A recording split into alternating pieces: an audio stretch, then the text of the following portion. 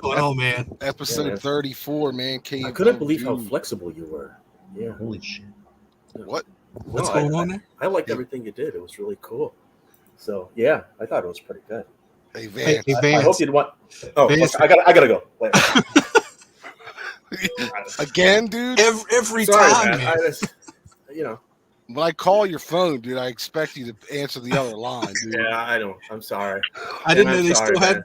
I didn't know they still had the 1-900 numbers. When I was a kid, I got in trouble for like calling Dial-A-Joke a whole bunch of times. Me too. You remember Dial-A-Joke? Because I was, this is so long ago, I didn't even know what a fucking toll, like, it wasn't even toll because it was a local number, but I didn't even know that they could, like, that would happen. So I was like, oh, Dial-A-Joke, haha. Do you remember the ad? It might have been local, but do you remember the commercial where it was like a guy who's like a fucking werewolf and he calls Dial-A-Joke and he turns back into a human? I've never seen that. No. Welcome to Mancave of Doom, by the way. Yeah. Episode 4. What is it? 43? Jesus, I don't even know. 34? 34, I think. 34 of these things? No. Yeah, man. We're back quick this time, man. What's it only been? Well, a it's week and a like half? we were doing it every week, and then we took a long summer break. That's just too much for us every week. We're too old. We're too old for this shit anymore. Well, what's cool is there are people waiting for you when you come back. Yeah, that's cool. Appreciate everybody jumping in the chat. Hopefully we got some people tonight. So what's everybody been up to, man? Everybody doing good? Just busy, man. Yeah, no doubt. This week Still is like ordering crap online, which I really got to pull back on. But no thanks to most of us here that we can send around texts. I'm like, I gotta get it. Damn it! I cut back big time. Did you? Oh, yeah. Just there's nothing really out there that I've been, I did get the there was a slow period. The Rod's Rock Hard is the latest thing I bought on CD. I got that coming, so right on from our boy. Did you grab the vinyl? Yeah, I grabbed the vinyl when he first got him in. So, but I thought the CD, from what I understand, I thought the CD was gonna have bonus tracks on it, but I don't know. I could be wrong. Yeah, I'm not sure. I didn't grab the CD. I know the self-titled one and Wild Dogs is supposed to have bonus tracks too, because they're also on High Roller. Yeah. From what I understand, there's another round coming in December, like the next 3 or something. I guess they're doing everything.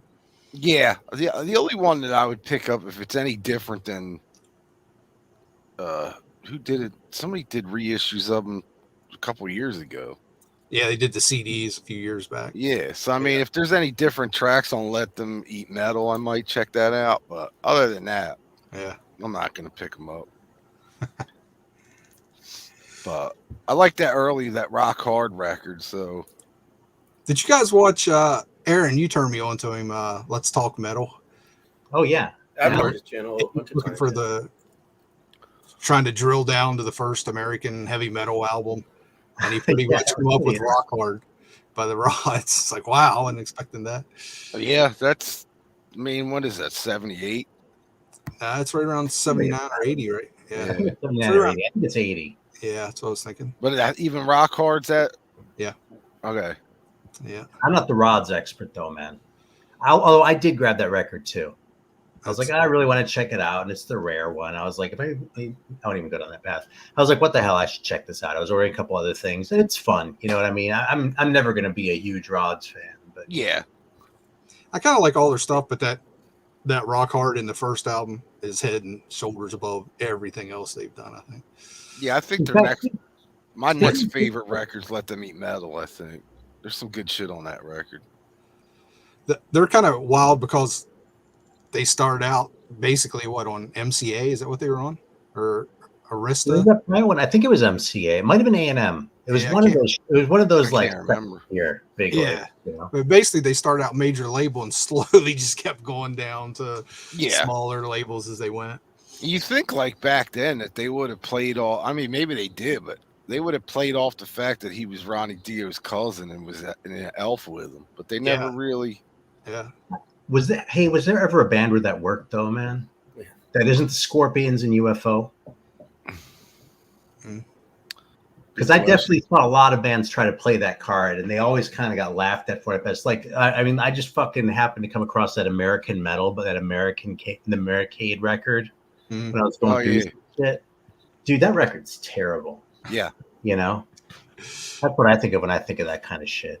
Yeah, that's a terrible album. Isn't that on like Grudge Records or something? Yeah, something like that. So maybe it was just as well if he was related to Dio that he just like didn't make a big deal out of it. Right. Yeah, but he was in Elf too, and that first Elf record was pretty popular when it first came out. When it first came out, yeah. Well, Elf basically was Rainbow without him, right?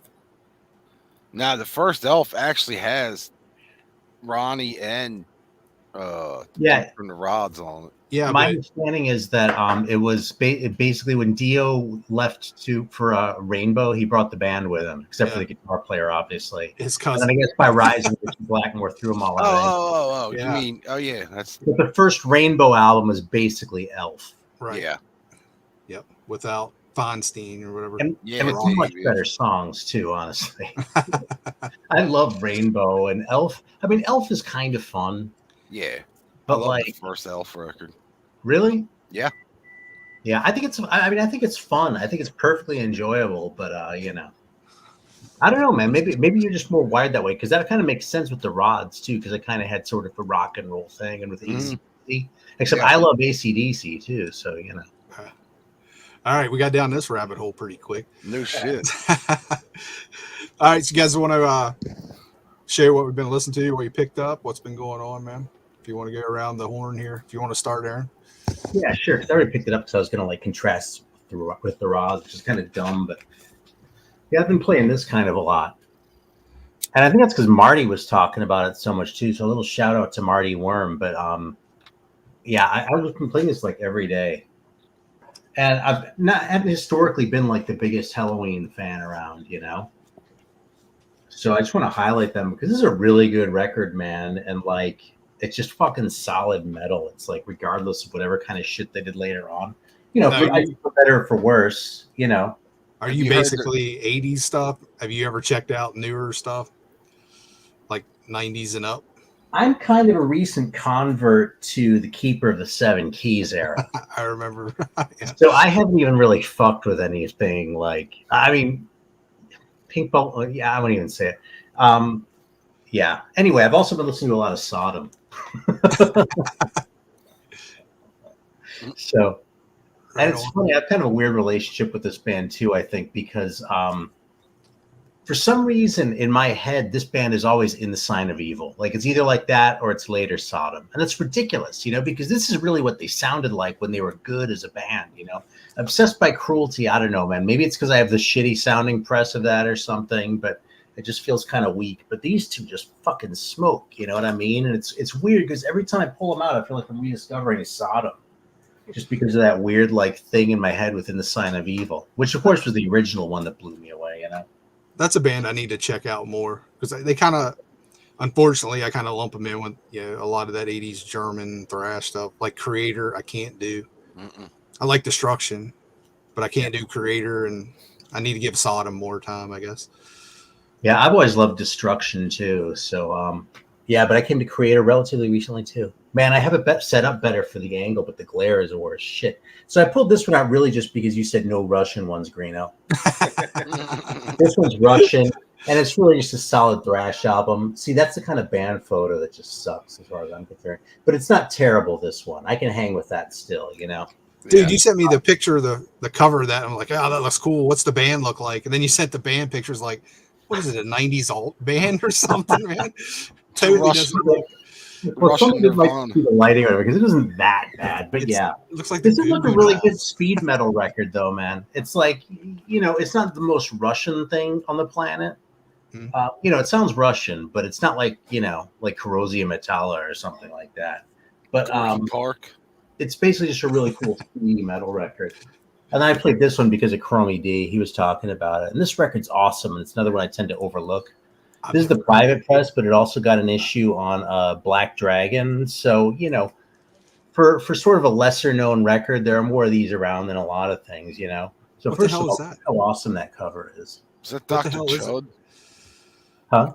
What's the name of the band? Dr. Chud? Oh, Druid. Oh. Druid. And what? And then you have Vampire Cult.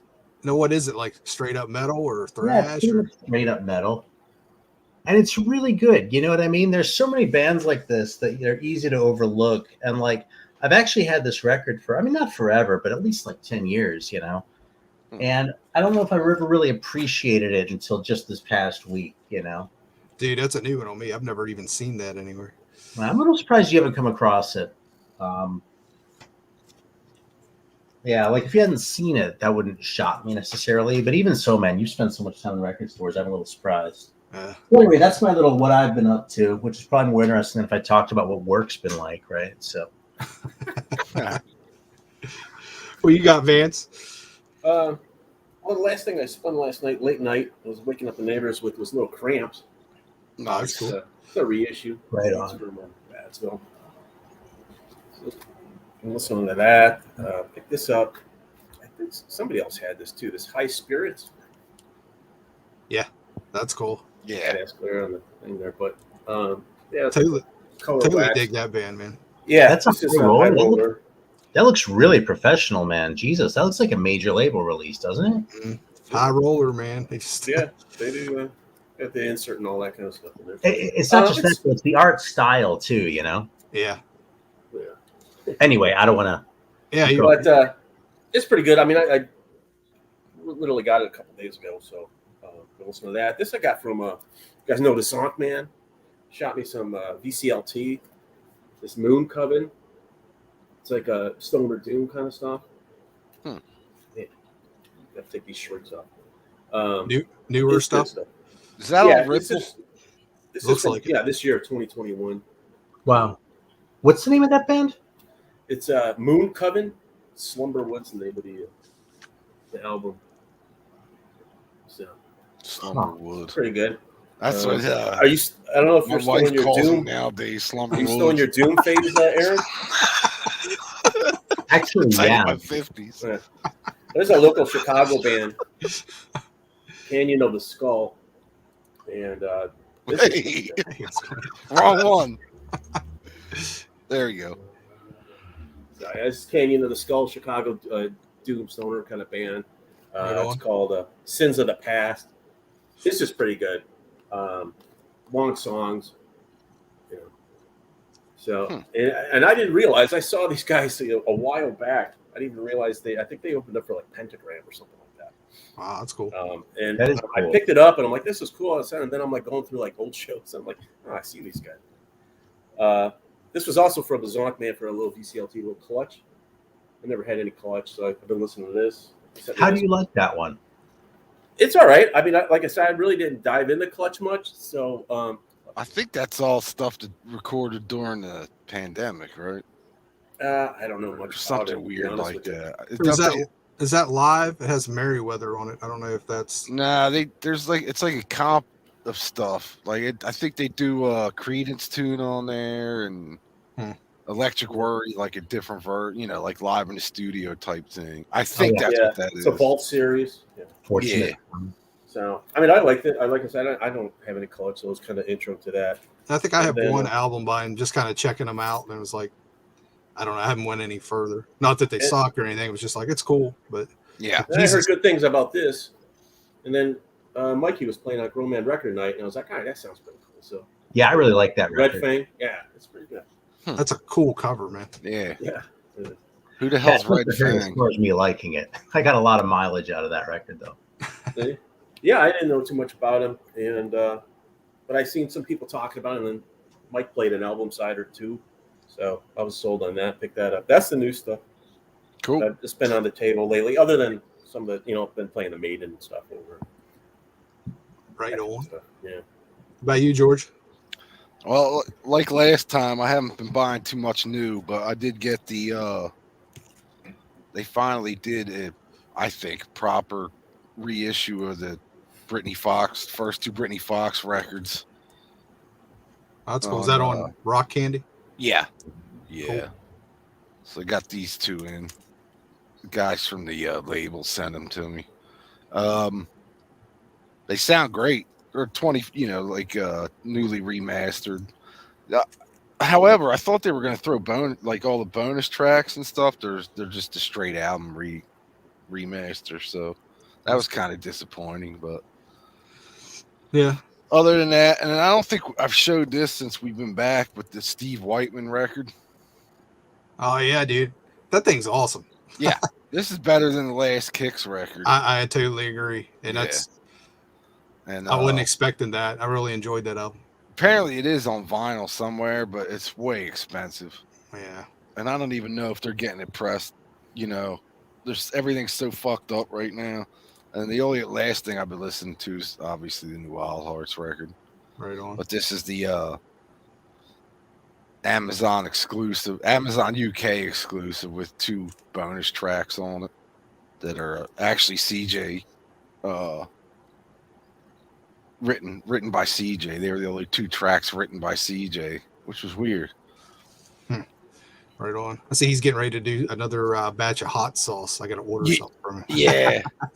That shit's awesome, dude. It is. It's good. Yeah, I'm through that bottle he sent us. I'm like, Yeah. it's done, gone. I need more. Yeah, he's making up a fresh batch now. They just got done the I think their tour just ended on Saturday or Sunday. How'd you get Yeah, that? I think so.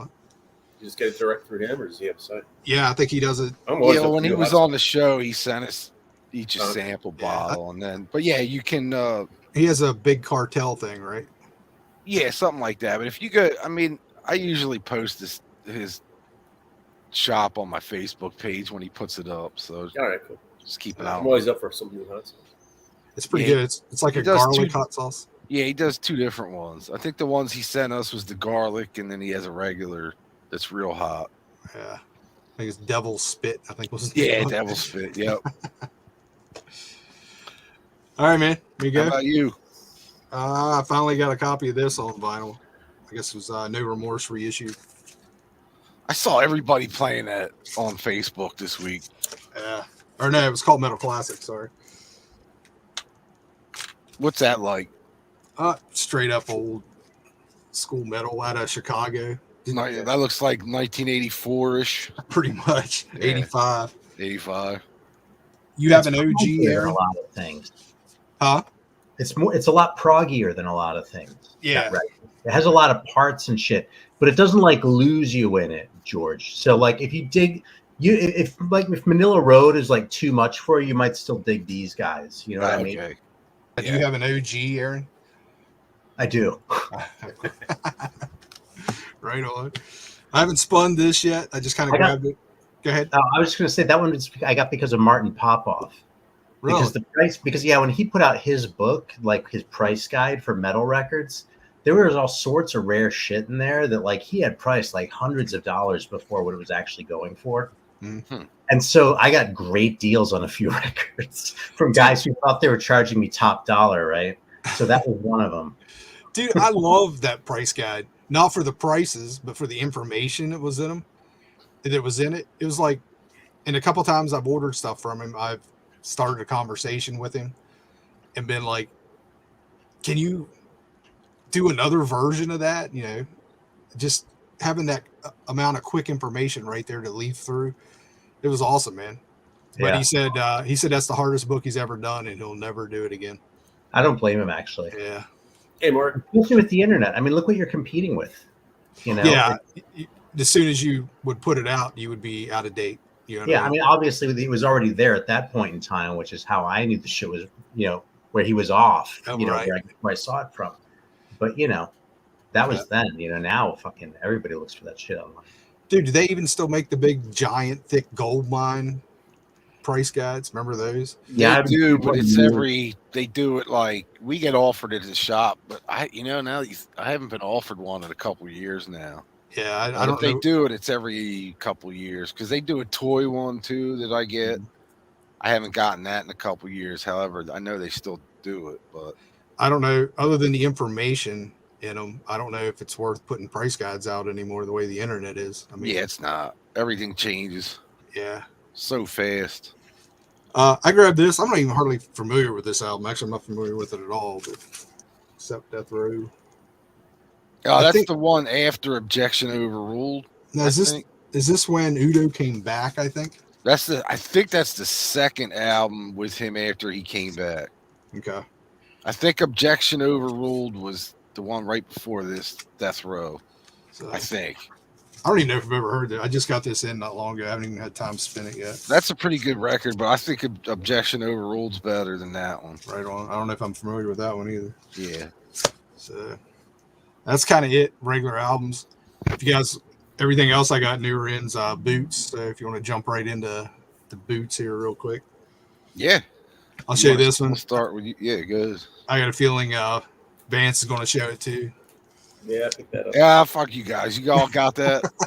Yeah. I was on the fence with that. Yeah. How's it sound? It sounds killer, man. It does, man. Yeah. God And damn it. what's crazy, it's on that Look at Vance. Reek of Death.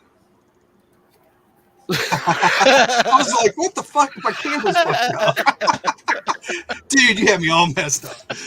I'm like, what's going on? But it's on that Reek of Death. Yeah. And I haven't had much luck with that label. I got like 2 or 3 Merciful Fates, and they sound like ass. Oh, did you? Yeah. But Damn. this one, dude, I'm happy. You happy, Vance? Yeah, man. It's like I think you said something about being nice and raw, and it just sounds really good. Yeah. Mm. It's I was playing that. It came in the other day too, and I played that last night too. also got this one same time. New Slayer. How's that? Satan Listen Slayer. Same deal. Just like the Metallica on Reek of Death. And Yeah, I this screwed up on that. one's a 2 LP set. This is from '86 in San Diego. Are they soundboards or no? Dude, I don't know. I think they might, if they're not soundboards, they're like awesome audience. Yeah, I got you. Yeah. but I think they might be soundboards. But this sounds just like the Metallica. It's like raw, but very, very listenable. You know what I mean? Yeah. So, happy with both of those, and got this in finally because you sent me, George. You sent me the CD. Yeah. I finally tracked down the vinyl, Oh, cool. and this is basically the first demos. Man, this is awesome. You're totally right. Listen to the crap out of the CD when you sent it to me. So as soon as I found the vinyl, I had to grab that. I love those recordings, man. Hell yeah. And grab this. Laz showed this the other night, I think. Swedish Conquest live radio sessions 82 heavy load. Oh yeah. And this sounds awesome too, man. That's really interesting. What else is on? I saw they start with Full Speed at High Level. Is there much off the first album on that? Can you see? Yeah. You know, I don't know their song titles well enough to really get much. That's what I say. I don't either. Yeah. This Thanks. is, I see him opening with Full Speed at High Level. It makes sense. It's a good song, but I thought they kind of like turned their back on that one a little bit. That record, you know. Yeah, that one's. Has that ever been like officially reissued? I know there's Boots floating around. That's what I have as a boot. I've never seen it because they reissued everything else. They're High Roller, I think it was. I think so. I mean, I thought I had seen it a couple times, but now that you say there have been Boots, maybe that's what I've seen. I don't know. I haven't really paid attention. Yeah, around the time that they reissued them on, I think it was High Roller did them. That I picked up a boot of it. That's all I could ever find of it. Yeah, it's not my favorite of theirs, you know. No, It's a good record. It's definitely more 70s than what the rest of them ended up being. Well, and the songs aren't as strong either. You know what I mean? Like with Manila Road, when they sounded 70s, it was really different from the more metal shit, but it was songs were still awesome, you know? Yeah. These guys kind of didn't have that so much, I feel like. But I don't know. Someday I'll come back and be like, oh my God, the first Heavy Load is the best fucking record I have. I Boots, though, so. Have you guys seen these? This just popped up the other day. I was on Amazon looking for something. Like, I don't even know what the hell this is. It's CDs. volume 1 and 2 of Bay Area Godfathers, basically the thrash scene. It starts in the 70s and goes up through the 90s. I just got them in like today. They're still open. They're still sealed. Still So are they sealed. documentaries or a concert, full concert? That's like documentary stuff. Okay. So Now, what's the company that did that? Metal Rock. I don't know. Okay. Because I kind of remember hearing somebody was working on a Bay Area thrash documentary. There's a bunch of them out there. Yeah, there's so many. Can't keep. What was that thing called one more time? Because I want to keep an eye out for it when someone puts it on YouTube. Bay Area Godfathers. Yeah, it's probably up there. Yeah. Might be up there. I think they just come out. I mean, Oh. dude, they're like $12 on Amazon, so they're not pricey or anything. So Okay. I took a chance on them, see how they are. Huh. Damn Yeah, I was chat. probably interested in the first one, the 70s up through what's it go to, the first volume. That's what's screwed up because like it doesn't really. Doesn't tell you. Yeah. So basically, it says both of them kind of say 70s through the 90s. So, and I think they're each like one's 90 minutes and one's 85 minutes. So It's a fucking 3 hours Bay Area thrash documentary. Yikes. That's like watching what was that movie on Netflix this year? I was excited for it till I saw it was 4 hours. On Golden Pond? Yeah, you got it. The remake, part 2. No, the director's cut? The De Niro one. Departed? Oh, not The Irishman, was it? yeah. Yeah. Oh, Dude, I really enjoyed that. I did too, but I was like about, I don't know, 2.5 hours into it when it kind of paused. I was like, all right, I got to go do something else for a little bit. I don't know, man. You know, with those fucking gangster movies, though, I kind of feel like that's part of the deal. You know, I feel like expecting it to not be at least 3 hours would be like expecting like to put on an Anvil record and have the lyrics not be kind of embarrassing. Yeah, well, 3 hours is one thing. 4 hours is pushing it. Yeah, maybe 4. Yeah. Like actually, I was pissed because there was an intermission towards the end, right? It was like an hour before the end. Yeah. And when it came on, I was like, well, I already took my fucking intermission because I did the same thing you did. So we skipping you, Aaron, going to Vance? Yeah, just skip me. I don't have any boots. I mean, I have like counterfeits of shit, you know, but and I have shit where if you look on Discogs, you know, one of the guys from the band was pissed and said, "This is a boot," you know. But he gave you the argument of unofficial and bootleg or whatever. Yeah, that argument. I won't go off on that again, though. Those aren't interesting boots anyway. Show some interesting boots. I want to see. So, yeah, when I ordered that Metallic and you mentioned the Slayer, I clicked the wrong Slayer, but this was the one I picked up. The Slayer. That's cool. War at Festivals '92 on the Rock Brigade. Man, I haven't seen anything new from that label. Have you? No, that's why I thought this was it, because I was like, I've never saw the Slayer one, but I guess it's a little older. But I did order that other one you got too, but it was a separate order. But these guys do a nice job. They get these little posters in there. Yeah. And the only thing, this was on a picture disc, so it sounds all right. It's more of the broadcast is a little rough. It's an FM broadcast, but it's a little rough for me. I've never seen one of those on picture disc. Like, yeah, maybe that's why it was up there and it was a new version. Yeah, because I think the other one was like a gold or something. I don't know if I showed this before, but we haven't been on for a while. Probably not. This Van Halen '92. Oh yeah. Live at Sealand Arena.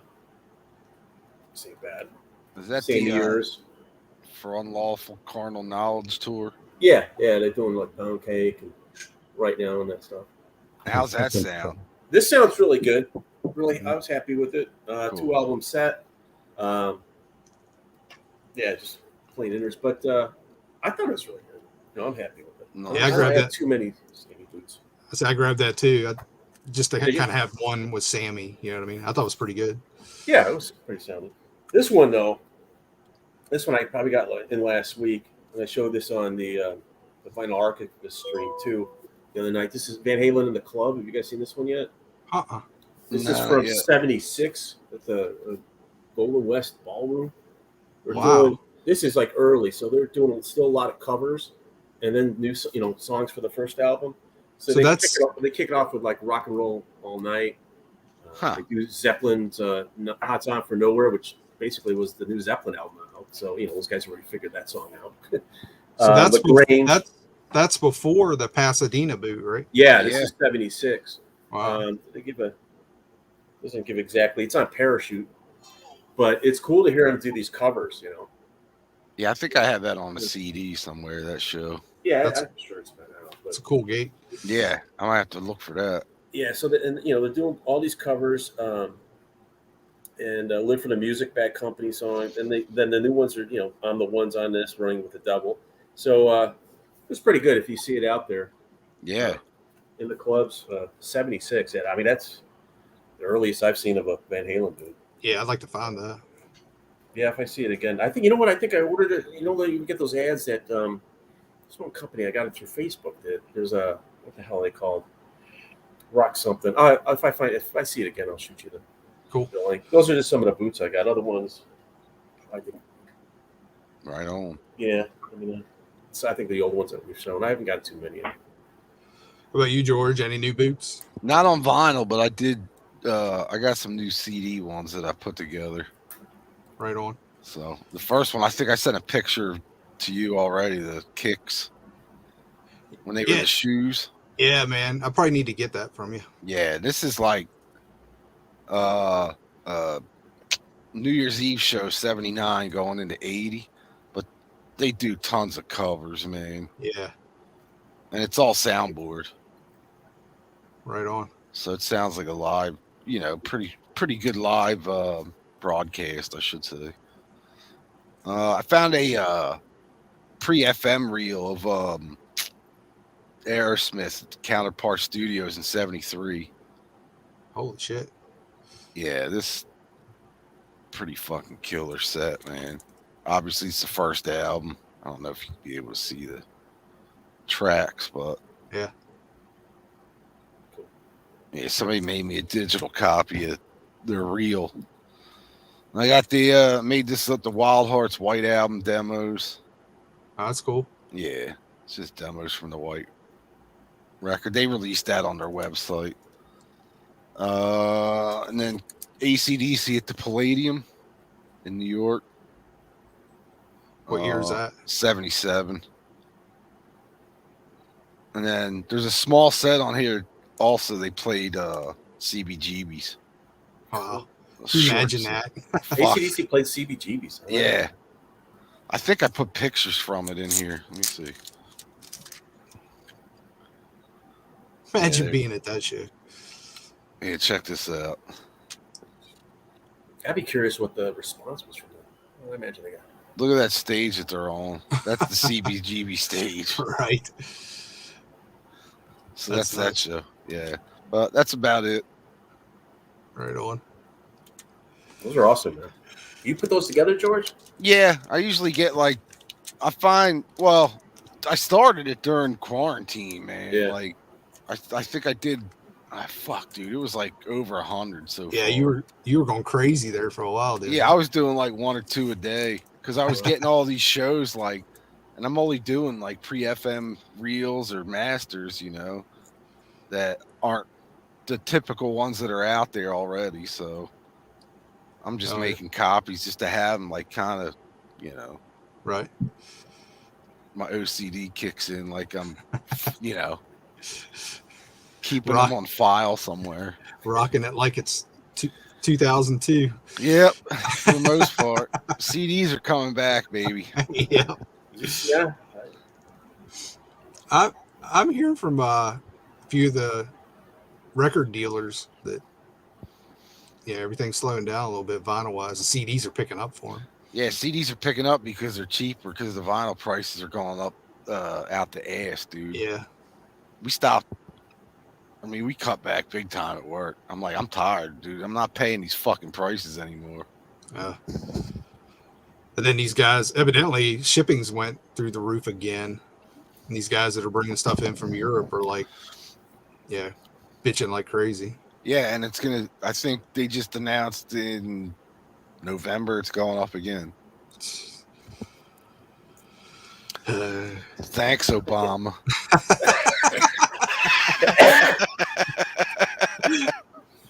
Oh, goddamn. All right, I guess tonight our main topic is favorite gatefolds or just gatefolds that catch your fancy. As soon as you said it, I thought two immediately. I thought of two immediately. So is that the ones that Vance mentioned in the email? Yeah, I was like, I didn't even pull them because I figured that would. I don't think so. I tried when I saw his list. I was like, I'm not going to read it because if that's what he's gonna show. Oh no, I was gonna. Nah. I just figured Yeah. those would be I probably didn't at least 3 out of the 4 would be picking some of those. Right. I mean, those are classic ones. You know. Let me guess which ones he. Yeah. Well, one I think somebody already said, like Kiss Alive 2. Boom. That's one. Yeah. Okay. Somebody I think already said that though. The top 4. Frampton Comes Alive. I didn't even think of that. No, but that should have I don't been. even know what that looks like. Yeah, but that's a gatefold. That's probably the biggest selling gatefold ever. Yeah. What's up, Mibber? And Mark? Hey, Mark. Are we in the rock or metal categories? I mean, rock and metal category. It was just general. Just everything. Oh fuck, forget it. The first one that came to me was, and Vance listed it, was ZZ Top. Yeah, I mean, I figure that's with the nachos at Tres Hombres. Yeah. Yeah, Yeah, I can see that. Yeah, Actually, Plus, I they're got our another house one. band too. So, And then the other was the Maidens Live After Death. yeah. With the Oh, mummy yeah. and all that, with the Power Slave tour in the center. Kind of Yeah. like this one where it's just that stage shot. So I figured those were given, so I kind of skipped it. Yeah. And of One course, of every mine- Led Zeppelin gatefold. One of mine might be kind of. Zeppelin 4 was the other one with the Druid. Oh yeah. That's classic. Yeah, see, I didn't even think of those. You know, something though, really, thinking about this though, getting ready for the show, it's surprising how wasteful they were with gatefolds in the 70s, isn't it? Oh Like my God. I was thinking, what about the gatefold of this one? This is like one of my favorite records, fucking, they're fine. It's like serviceable shit. Like Deep Purple, right? Like one of my all-time favorite bands. I don't think they ever did a gatefold that was more than like a fucking 4 out of 10. Yeah, I mean, look at Who Do We Think We Are? It's just a bunch of newspaper clippings. So. Yeah. Yeah, exactly. And like there's a fucking black and white image of like the cover and Sunny Gatefold of Fireball and shit. It's like big deal, Yeah. Now we're goons. But I was like that too, Aaron. I was like, oh yeah, this one, and I open up, and there's like nothing here. It's like half of it's blank, and it's a picture of the band. I'm like, There's nothing worse than opening one a that came gate. to mind was Blue Oyster Cult's live album. And I'm like, oh, this has that drawing of that chick coming out of the spaceship or whatever. And I opened it up, and it was just like one half was just blank, and it had that spaceman kind of image, which was like, man, why didn't they extend that? Because that's a cool image, but it's only half a thing. It's like there's nothing worse than opening one up and it's just lyrics Yeah, in text. I'm like, this shit goes on the inner sleeve, not inside the gatefold. You know what I mean? Well, I used to have a pressing of Selling England by the Pound that had a gatefold, and it never came out else. But inside the gatefold, it was just the lyrics translated into Italian. Wow. And that was kind of awesome as far as like just the lyrics in the gatefold. But I don't even care. I mean, if that's what I want to do at the gatefold, that's fine. But it's like it's such an opportunity, Mhm. and that's just one other way of squandering it, putting the lyrics in there, Yeah. Well, somebody's mentioned the dancing. If this was the inside cover, but it's just the band inside on this one. Dude, and that's the kind of band shot that I was bitching about before we went live too. Yeah. And that's a fucking stupid ass band shot. Fuck those guys. Fuck these guys. Yeah. Plus, this motherfucker gave me a strike on my freaking YouTube channel for posting Misfits footage from a show. Of course he- ago. Of course he he would. did. Goddamn mothers. Supposedly it was him. That was Damn him. son of a bitch. It was that son of a bitch rat bastard. Rat bass. I got another one too from fucking Guns N' Roses. To be clear, too, that's what I expect a band to look like when I go see them, though. You know what I mean? If they're just fucking dressed like how I am right now, it's like, okay, well, thanks for going out of your way, But I appreciate the sort of persona and the costumes. But a band shot when they're just standing there like that's actually not as bad as I remember it being. So I'll just back down. But I hate most band photos, man. That's great. I like the band photos, man. It's and especially on the wacky old metal ones. Like whenever you sent that Russian thing, I told you, I was like, man, I was expecting zebra print with mustaches and the whole nine, And then you totally not. Yeah, that's awesome though. I mean, that's why I got to back down to the Danzig one, But if it's just when they're standing there, like wearing normal clothes, it's like I don't care what you look like, dude. Yeah. Especially if you look at Chode, like that fucking guy with the beard from Baroness. There's a band photo of theirs that for some reason just really irked me. I don't know why. And I like Baroness, you know what I mean? And the guy's probably just fine, you know what I mean? For some reason, I just hated this fucking band photo.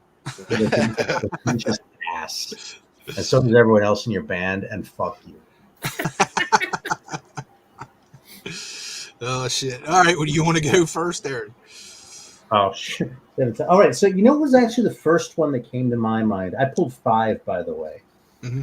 And then I have 2 honorable mentions. So does anyone else have honorable mentions? I could whip through those real fast. Fuck it. We'll see what you've got. This was the first one I thought of. Oh, damn. I can't even think what the gatefold is. Sir Lord Baltimore. And, you know, this one, I just remember being surprised because I had heard this. I had this on CD before I found it on record. And I couldn't believe how modern it sounded. And that cover, I mean, yeah, it looks pretty 70s, especially with the bigger image. But for what I was expecting, it seemed a lot more. So this just seems so old. True. That it really stayed in my head. I mean, this looks more dated than anything else about this record, you know, and not just the mustaches either. Yeah, they're pretty bad. That psychedelic deal. That looks like on the right. What the hell's he doing? Eating bread? it's loving spoonful, isn't it? Yeah. Yeah. It looks like he just got caught fucking cracking a line. So yeah, first Sir Lord Baltimore was my first pick. Right on. You want to go around the horn and do these, or? Yeah, that's cool. Yeah, I got a good number of them to do that, I think. All right. Do it up, Vance. Well, I'm going to start off with this, man. This was, I thought, oh, shit, Aaron's on this. He hates this fucking. No, actually, let me say that again, because that's a pretty good gatefold. Because he gave me shit for having this last time. That's a band one. That's a band shit. Look at those bell. That guy got some serious fucking bell bottoms. Yeah. Did I really give you shit about that record? I don't think they're that bad. No, I don't think you're giving me shit. We were goofing around. But actually, this one kind of, you know, I like the Sleep Sciences. Philly Blues. It's like the day after the ZZ Top one. There you go. I like that one. Yeah, I thought it was that's pretty wacky. Which you wouldn't expect. Really great cover, you think it'll be like some cool space shit going on, right? But no, we get the breakfast table. I totally would not expect that. That's how we do in Philly. Yeah. So there you go. That's like the you hear you got wherever you got, or I know where you guys are, but here there was you know how they have the Geno's and Pat's cheesesteaks right across the street. Some dude got beat down there after one of the soccer games in Philly last week, and dude, that's all they've been talking about on the news here. This guy, they got 4-on-4. One guy got killed. Oh my god! Oh yeah, dude, they fucking and they call us a murder capital. Right now. I know, that's what I'm saying. So I was confused because I thought they meant the Eagles game. So I'm like looking, I'm like, wait, there was no fucking game today. And then it dawned on me, Philadelphia, I forget our Philadelphia soccer team. There was some kind of tournament in here, and a New York team, New York Mexican team. I don't know. These guys were all Mexican dudes that were down here for this tournament. Fighting over the game or over? They were fighting like fucking turf war, dude. Like 4 of them had their yellow jerseys on, and the other 4 had whoever they were playing. And they went and I don't even think any of them were from here. They were from New York, and you mentioned the cheesesteak places. I thought maybe they were fighting over the cheesesteak. No, that's a valid fight. Had cheesesteaks after the fucking game, and then started. Give me my cheesesteak back. That's like Dallas Cowboys fans showing up at Geno's Steaks with a bunch of Eagles fans. That's not going to end well, man. Philly's off the hook right now. It's crazy, dude. These fucking guys around here, dude, they're fighting over soccer. And you know, it wasn't like a shooting. They just beat the shit out of this dude, man. I guess that's one thing. It wasn't a shooting. See the last comment there. What's it say? Oh, Cal. Yeah. That's what I'm saying, bro. Soccer. Fuck soccer. keep that shit in where is it, Trenton or wherever the fuck they play it. I hate that shit, man. But yeah, these guys got in a fight, and I'm like watching. I heard about it. I'm like, oh, that's a shame, dude. And then I heard the guy died, and I was like, what the fuck? Like, how bad? Yeah, how bad? Yeah, it was a trash can lid. That's right. He got beat over the head with a trash can lid. And then I'm surprised you guys. A, the trash can lid. Dude, you guys haven't seen this on your news at all? Nah. Dude, they started showing the videos here of it on the news. So it was like, I can't believe they're showing this, man. Like, these guys are fucking pummeling each other. Man, you can't kill anybody anymore without somebody filming it. Yeah, dude. I'm not surprised it's on film. I'm surprised they showed it without blurring anything, dude. This one guy got fucking hammered over the head with this big round red trash can lid. And I was like, yep, that would have done it. But it's like everybody's becoming so fucking numb to it anymore. Yeah, they'll just show anything anymore. Yeah, it's crazy. Like, yeah, some guy got killed eating a cheesesteak. Who gives a fuck? You know what I mean? Like, it's so bad. Like, when I was a kid, you'd be like, lock the fucking doors. There's a cheesesteak. I'm not going to the cheesecake place for about a month. Hide your soccer balls. You know what I mean? They're gonna see. Go get the soccer ball out of the yard. Not that I had one. Right. But it's crazy, man. Now it's like you see it, and you're like, whatever. Another day. It's like the school shootings, man. You don't hear about them as much, but when you do hear about them, it's like, oh, they don't want to change anything, so fuck it. All right, let's not get on that shit. What you got, George? Wait, what are we talking about? Oh, gatefold. Cheesesteaks. What kind of cheesesteak? Yeah, now on a cheesesteak. I haven't had a cheesesteak. If you held up a gatefold with a cheesesteak, that would have been great. No, but I'm trying to think, is there one? Yeah, that's a hell of an intro. Yeah, this is now this one is the first gatefold that I ever remember like falling in love with, and it's just because it's nostalgic. And that's the inside of For Those About to Rock. Oh, that's a good one. That's another stage show. Yeah, those are great. Yeah, like that was the first when I first saw that as a kid, I was like, holy fuck, man. That looks cool as shit, you know. Those are kind of my favorite, I'll be honest. Just a big giant live. Yeah, like that's Kiss Alive 2, Jake. And that was the first, and I've been at the shop over 10 years now. The first thing I ever hung up on the wall to shop was like the first or second day I worked there. Somebody had brought in a pile of records, and For Those About to Rock was empty. There was no vinyl in it. Oh, so I'm like, fuck it. I just stuck it on the wall, and it's still there to this day. Right on. Yeah. Well, I get this one out of the way real quick. When this album came out, I listened to the shit out of it, and the gatefold just kind of blew me away. Oh, fuck yeah, dude. That's a good choice, man. Yeah. I mean, I completely forgot about that. Yeah, that was the epitome of what was happening in 1982. Oh, or Jesus, 83, whenever that 83, I guess it was. Buying this and taking it home and then opening it up and just staring at this for hours listening to this damn album. Man. And you know, somebody walked in your room, you quick shot it and went, yo, what? Like, you felt like you were doing something you shouldn't have done. Yeah, I mean, it's like, look, the pentagram all the way to how they're dressed. Like, my mom finds this record in here, I'm dead.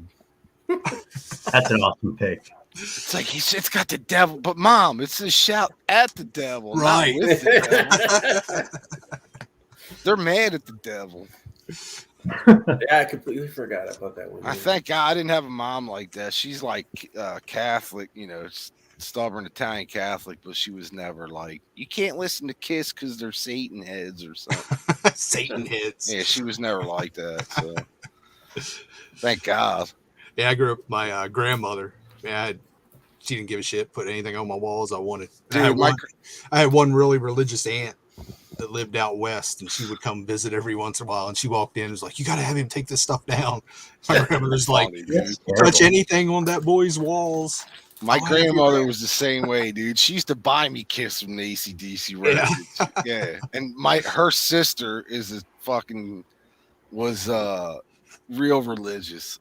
And my cousin and I, like, well, I guess he's my second cousin, but he's a year or he's 3 months older than I am. Mhm. We would hear it all the time. Like we Yeah. were both into AC/DC and Kiss. That's devil music and all this. No, it's not. Yeah, I had a couple aunts like that. Every time I knew they were coming, it was like, here we go, man. I ain't hiding shit. I'm wearing my Kiss. I'm wearing my Kiss says "fuck you" shirt. Knights in Satan's service. Yeah.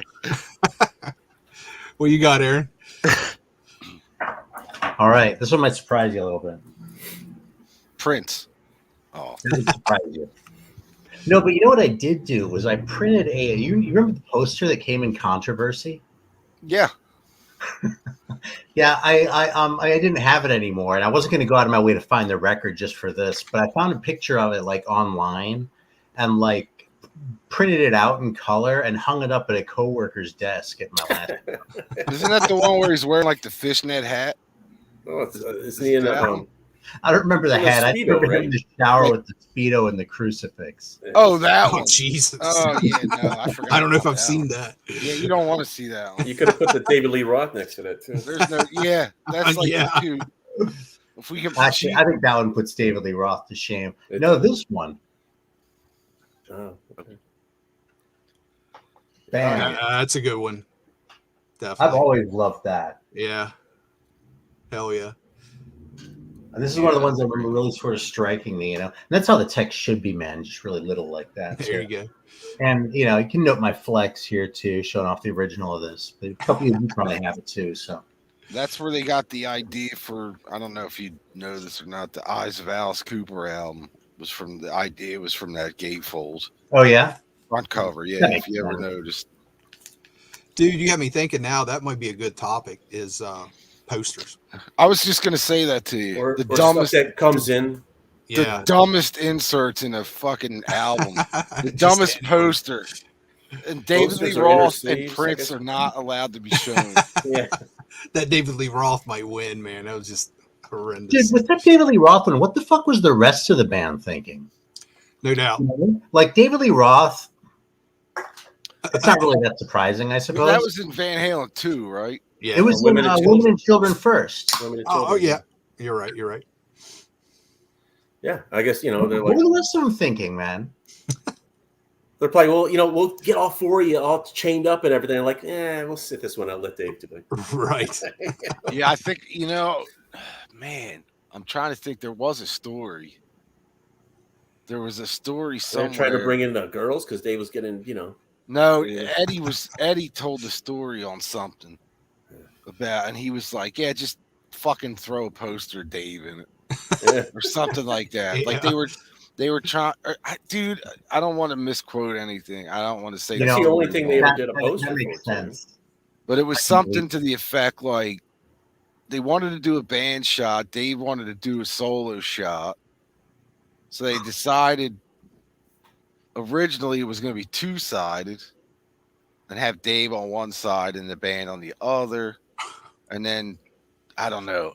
Dude, it was something like that. And they were like, fuck it. Just put Dave in there. If they did that, they should have put Dave on one side and the other three on the other side. That's what I That'd would have be great. done. Yeah, just to fuck with him. Like, I don't even... Dude, it's so hard to believe what... I mean, because record companies do stupid shit at stupid times. I mean, look at what they did with Rod Stewart and Faces. You know, they dropped the Faces thing and tried to push Rod Stewart as a solo act for even with the face. So I mean, who knows? That could have been some fucking idiot at an A&R guy saying, well, Dave's like the fucking stud of the band. We'll put a picture, just him in there. What was the Rod Stewart album that had the poster, a collage poster that had the two elephants fucking? Do you remember that? I don't think I've ever seen that. I have that somewhere. Was it? Fuck, I don't know that. What's one. that? That wasn't the Faces record, was it? I don't think so. Not as good as a Wink or whatever it's called. Yeah, I remember that had some big insert with more shit on it than I was going to bother looking at. Oh, I have like 5 copies of a Nod album, and I don't think any of them have an insert in them. Or I'll a have to dig it out. We'll have to do a poster episode. Mibber's absolutely correct. We don't fuck around here. Mibber just took a mean shit. Yeah, he did. All right. Oh, Thanks for letting us know, Doc. Dude, you want to see? I sent Greeno a video last week of what, your shit? No. He Greeno said he had a stomach ache, so I sent him a video of a plumber in Australia emptying out a fucking sewage thing, dude. Dude, I'm just gonna let you guys in on a little secret. If you're fucking bored as shit, just go into YouTube and print and type out like sewage blockage or dude. How bored do you have to be? I mean, yeah. I'm telling nothing else. I was sitting here and I'm yelling in the other end of my wife. Let's see people cleaning out their shitter. It's fucking crazy, man. I'm telling you, Greeno, please go watch that video I sent you. Because I know you didn't watch it. Once you saw the picture of it, you're like, fuck you, I'm not watching that. There's a video for everything. It's so satisfying when he gets the plug, unclogged. It's fucking awesome. All right, Vance, you're up. See, that's what he reminded me of. Links in the description box below. Well, this is not very metal, but I always thought this was cool. ELOs. That's a great record, man. I love that. Cool. Yeah, that's a great spaceship cockpit kind of thing going on. That's a great pick, man. So should that have been inside the Sleep record? Yeah. What's that? Should that have been inside the Sleep record? Yeah, right. Exactly. Yeah, that's what I was thinking. No, I like the ham and egg one better. Yeah, I like the way it is better. That's a good. It's true, but that's cool. So, and I think imagine if talking about inserts. I think this came with you can make like a little paper spaceship or something like that. I didn't get into this, but wow, I think that was an insert for that. It's like you can make a little ship. Dude, I get at the shop when people bring in shit like, and it's a collection of a couple hundred records and are in really good shape. And I know they took care of it, and then I'll start just going through them after we buy them. Sometimes I'll find posters and records that I've never even heard of, or not heard of, but I've never known had posters in them. Oh, yeah, I know. Yeah. It's fucking crazy, man. Like, God, I got, not too long ago, just like a Dylan best of, and I pulled the poster out, and I was like, what the fuck is this? And Dave at the shop's like, yeah, that came in. And I'm like, yeah, it's the one with the colors in his hair or whatever. Yeah, and it's a really nice poster. I'm not a huge Dylan fan, but it's a famous shot. And yeah. And I was like, oh, that's where that's from? He's like, yeah, you didn't know that? I'm like, I've looked at 500 copies of this record in this store. And I think that was the first time I ever saw that poster in it. Yeah. Dude, that's stuck on the wall. The David Lee Roth. Yeah, right. The David Lee Roth for Women and Children's First. That's hard to find too. I never knew that existed until probably the 90s. Yeah, I think 90s. You're right. Yeah, you're right. Because my copy, I think when I was a kid, I got from Columbia House. Yeah, it didn't have them. Yeah, it didn't have it. And then I came across one and I'm like, what the fuck is this? Yeah. I opened it up. I'm like, what the fuck is this? Yeah. Especially when you open the top, you're like, oh, it's Dave. And then the bottom part swings down. You're like, what the fuck? You let it go like it's disease. Like, right. What the fuck? I don't need to see that. It was like Farrah Fawcett or something. Yeah. Well, you got George. Yeah, that happened. All right, this one, dude, I know it's fairly new, but it's not now. I thought it was way newer than it is because time flies and we're getting old. But I think this came out like, you have to bear with me for a second. 4 or 5 years ago now. And that's the, I told you, this is a bitch. The Motorhead record. Clean Your Clock. I thought about that one too. Yeah, dude. The pop-up. I haven't opened this probably since I bought it. I don't even remember how to fucking open it. Is it a slipcase, Reno? Dude, I can't even Yes, remember. it is. Yeah, slipcase. This is awesome. The pop-up Motorhead. That's pretty badass. It is, man. Look at that. I mean, it's fucking detail. Not the greatest live album, but no. That's awesome. But this was right after he paid. This was like one of the last shows, I think. Yeah, he sounds very tired on it. Yeah. What the hell's that?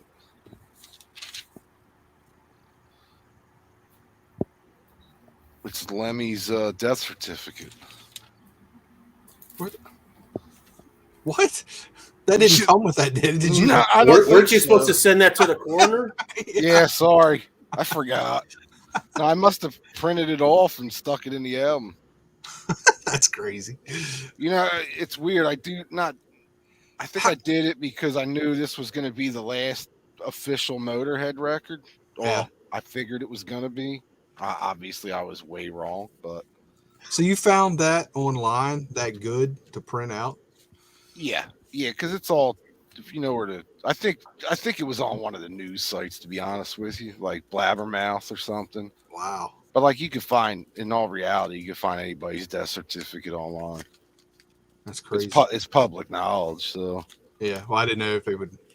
No, I think this was on, like I said, Blabbermouth, and I was like, that's kind of weird to have. And I just printed it and stuck it in the record. Like, I don't know. I get weird.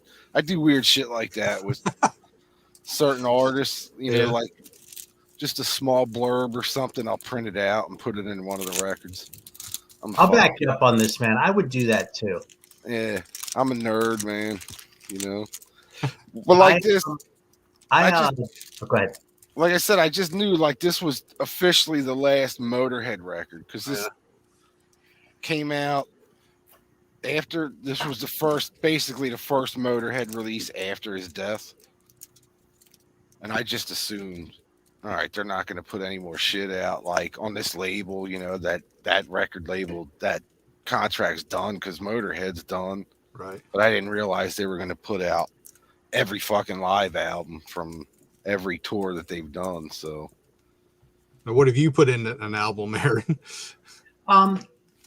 The guy that I got my Leather Nun record from had like an article, like a write-up about them from some local paper, like from the 80s, about the time the record came out.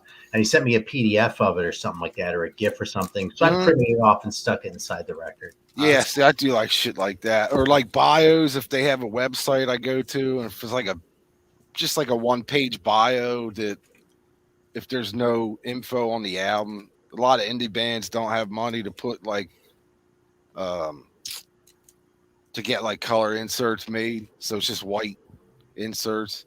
So if you go to their websites and print their bio out, I'll just throw it in there.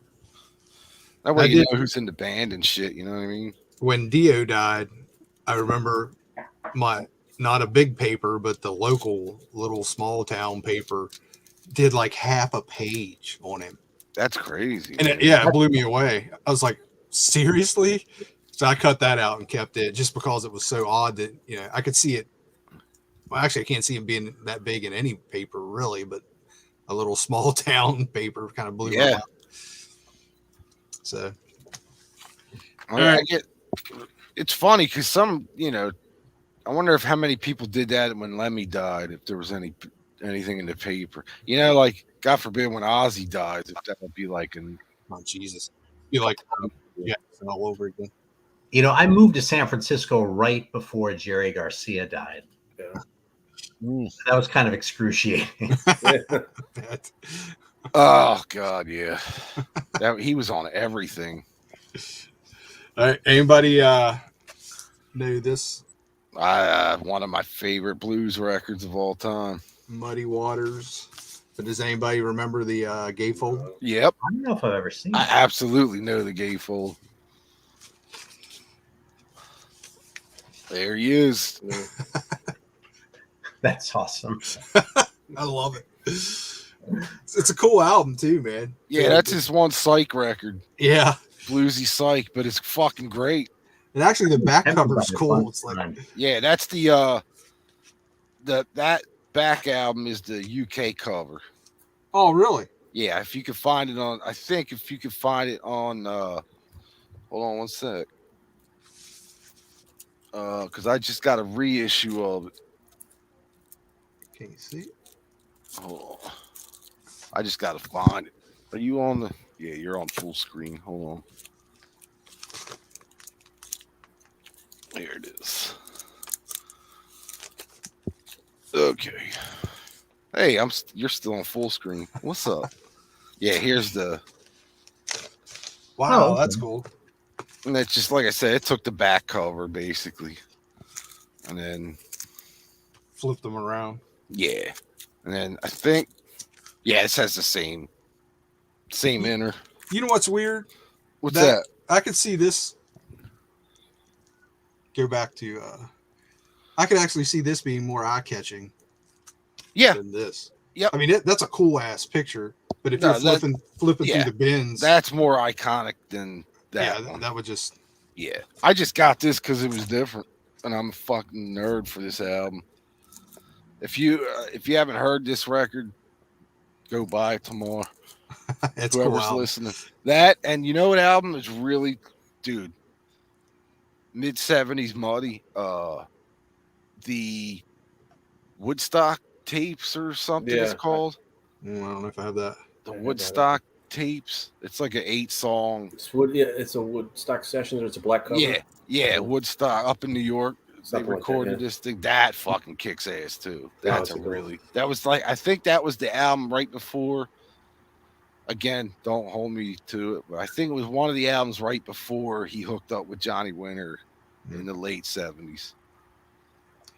Rock Chica. What's up? What's up? We got Aaron. You're up. All right. Well,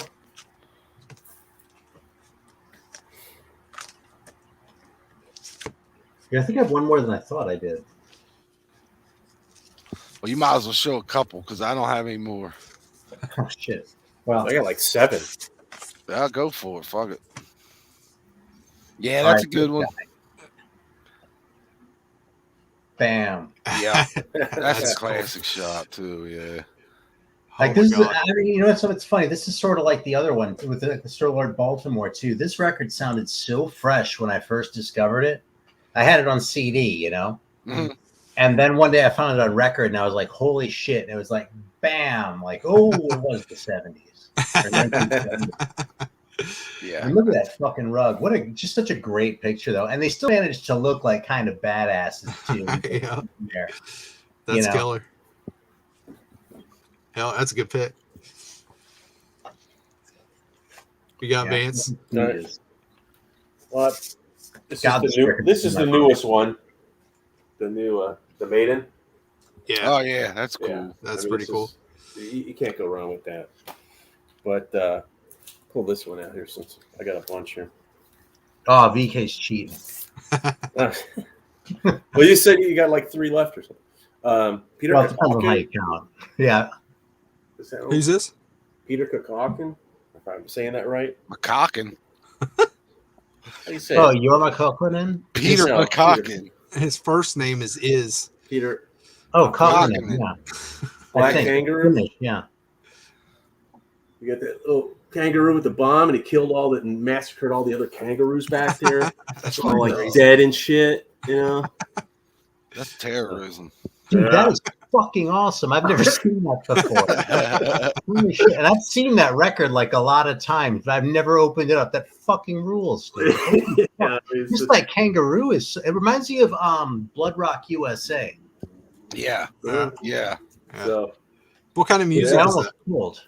You know something? I think he was in Jefferson Starship or on the airplane for a little while. Okay. Back with the kangaroo. But what's he got, a kangaroo fetish? Yeah, he wants to fucking blow him up. So, yeah. That's pretty cool. Fucking awesome. Peter Cockazin. Yeah, I never could say his name right. I think it's just Kalkinen. Like how it looks.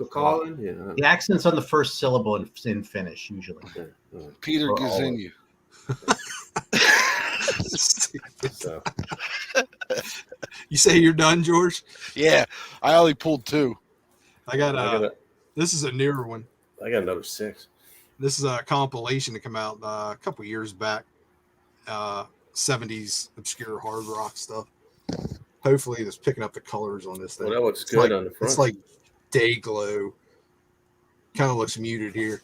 But the gatefold is all fucking badass. You should color that shit in. But what's even cooler is like the whole thing is like one big. Yeah, that's yeah. cool. Look at that. See, that's just the kind of covers you just stare at for hours and just Yeah, find dude, these- this is you always find something new every time you open it up. the camera's not doing it justice. I mean, this shit's like day glow. You know Dude, what I mean? if I got that Extremely bright. record and fucking smoked a bowl, I'd be looking at that thing for a fucking hour and a half. What you got, Aaron? All right, so here's one, man. Wait, do we even? What was the name of that record?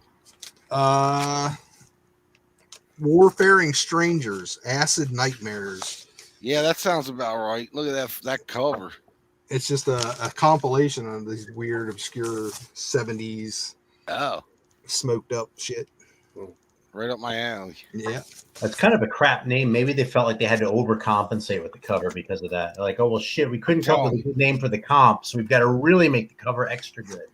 Yeah, because somebody, I'd be fucking smoking a bowl with looking That- at that thing. This is the same company that did that. I have another one by him that actually had like a Dungeons and Dragons kind of game that went along with it or something. I can't remember the name of it now. I didn't pull that one, but it's all whacked out like this too. It's pretty crazy. Go ahead, man. Metal MC, Born to Party. That's it. Remember that one? Yeah. Oh my god, dude. Who's up next? You know that I can't remember if this was a Record Store Day release or not. I haven't seen it for a long time. I know that kind of came and went. All right, so I've got Funkadelic, man. Maggot. Fuck yeah. I love Which that. is already record, too. such a great cover. But when I first found this gatefold, man, it kind of blew me away. Too. Yeah, that's the real one. Like this whole like weird diatribe is fucking freaky in the close-up of the maggot. But that band photo where the guy's holding the brick and shit, that is so good. Fuck, come on, I'm trying to control the camera. Does it have the story in there of how he told him to record the first song? I don't think so. This is like some weird thing from the fucking Process Church, dude. Yeah, dude. The story behind I think the song is Maggot Brain, right? The first, like, Yeah, guitar that long song. instrumental. Yeah. There was a radio station in Cleveland where they played that at midnight every Saturday night. Yeah, you know the story behind that. Behind song. Maggot Brain? No, actually, I don't. The who was the producer on that record?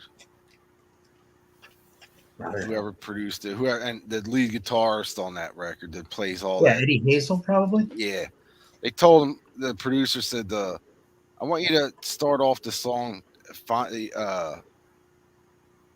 with the feeling that you just got word that your mother passed away."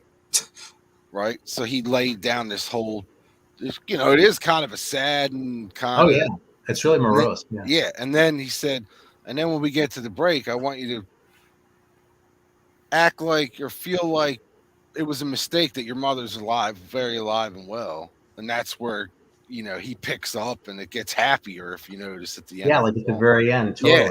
Yeah. So that was like the whole inspiration of that song was like, he told him to, that you just got word that your mother passed away. And that's what he played for 8 minutes or something. So Armin Boladian, Mm-hmm. that's the producer. Doesn't mean anything to me. Yeah, that's the guy that told the lead. That's funny. Yeah, it's a pretty cool story. It makes sense when you listen to it. What you got, Vance? All right. This is Rough Times by Cadaver. All right. Oh, I love that band too, man. Yeah, there you go. I don't have cutting that. a line on the ocean, some sailboats going by. What's going on here? I don't know. Yeah, That's pretty crazy. That looks like a Kansas album. Yeah. Right? Some That looks like- sailboats. That's Well, like a that's Monty cool, man. Python album. Looks like what? Like a Monty Python. Python album. Yeah, Yeah. Right? sure does. And again, That or- yeah, it's like you don't expect that. You're looking, okay, there should be some cool artwork in there, and then it's kind of this funky weird thing going. Here's the see. This is George Clinton told him that while he was on acid. Oh, okay, right I knew on. somebody would call me on that one, but I knew that something. The story went something like that. But I'll be right back. I might get some mail. Oh, another Uh-oh. live unboxing. We'll see. Hang on. good. Well, shit, got- isn't it his turn? Yeah, Yeah, he just went with the Just get some mail. Is that like code word for take a shit? everything's code word for taking shit with you. Yeah, you have to see the. Did you see Suicide Squad yet? Yeah. Fucking John Cena stole the movie, by the way. Yeah. When he's like, is starfish code word for butthole? Yeah. They're like, no. No. Okay. He does. Even if he's taking notes. Yeah. Like, why would he think that? Hey, here's an honorable mention since VK jumped up. What is that? Eulenspiegel. It's this German, like, sort of heavy prog band. Is that a weird cover, though? Fuck yeah. I kind of just wanted to show that anyway. But this is my kind of gatefold. Like, I can't claim that, like, this is, like, a favorite because I haven't had the record that long. I don't have a long-term relationship with it. But that's, like, a good band shot. Yeah. Yeah. This is a pretty cool gatefold. And it even has lyrics in it, too, But it's like, it doesn't feel like they wasted it. Right. It really sort of, enhances. That's a crazy cover. Yeah. Fucking nuts, isn't it? So that was one of my honorable mentions. There we go. Last one I got is, you guys probably remember when this album was making the rounds in the BC and everybody was going kind of crazy. Yep. Oh, yeah. But this is, to me, just kind of like a classic gatefold. I just like the looks of it. That's cool. Yeah, and they got the old school feel to it, even though it's a newer band. Yep. So yeah, that's cool. And it came with a poster that wasn't just the album cover, It's like, that's my only beef with High Roller. I love what they do and the posters they put with everything, but it's like, put something different. Put just a band. It's formulaic. Yeah, just don't keep just putting the album covers in there over and over. It's all the same stuff. So that's all I had. You got any more, Aaron? I got more. We skipped Vance a couple times though too. How many more do you have? Yeah, that was quick. I got like another 5 or 6. 5. Shit. Well, I have 3 more, counting the honorable mention. Somebody's doorbell just rang. That's my fucking phone. Just to shit, dude. Well, what'd you get in the mail, Vance? No, it wasn't for me. The post guy will hit if the buzzards to somebody at least come and get it off his stuff. What are you gonna do? Who's up? Here, you do one more, Vance, because you have more left. All right. Well, this is a classic, but I still like it. Yeah, that's a good one. Yeah, that is a good one. A little drawing of the band, or they got the stage door going on. They're drinking, partying. Skinner used to like watch this. That's good.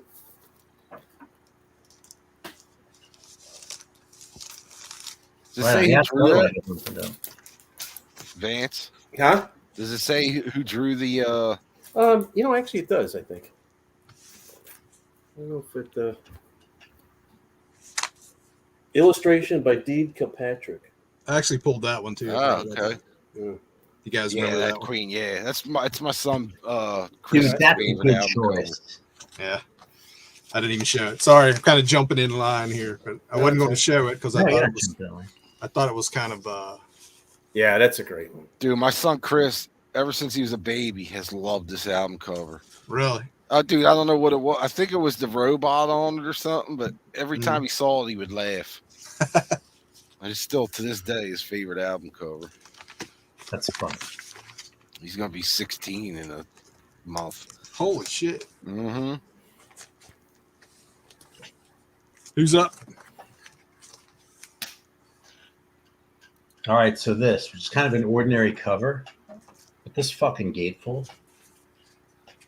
That's fucking crazy. That looks like some of the Universal films I've been watching lately on Hulu.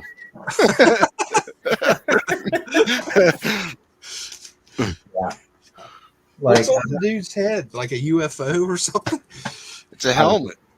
This is still kind of my favorite Captain Beefheart record, though, and I think a lot of it is just because this is so like amazing and like fun to look at. I could never take that band seriously because of Beef Fart. Well, it's kind of corny. You're not entirely wrong, but you're fucking missing out by not like getting into the Captain Beefheart because at least is that envelope on the back, or is it just kind of a picture of? It's just like a picture of it. Oh, okay. I mean, I've tried. I picked up Trout Mask Replica or whatever probably like 2 or 3 times. That's probably the hardest one. Dude, listen to this one, or even listen to the first one, Safe as Milk, because they're still kind of crazy, but they're not.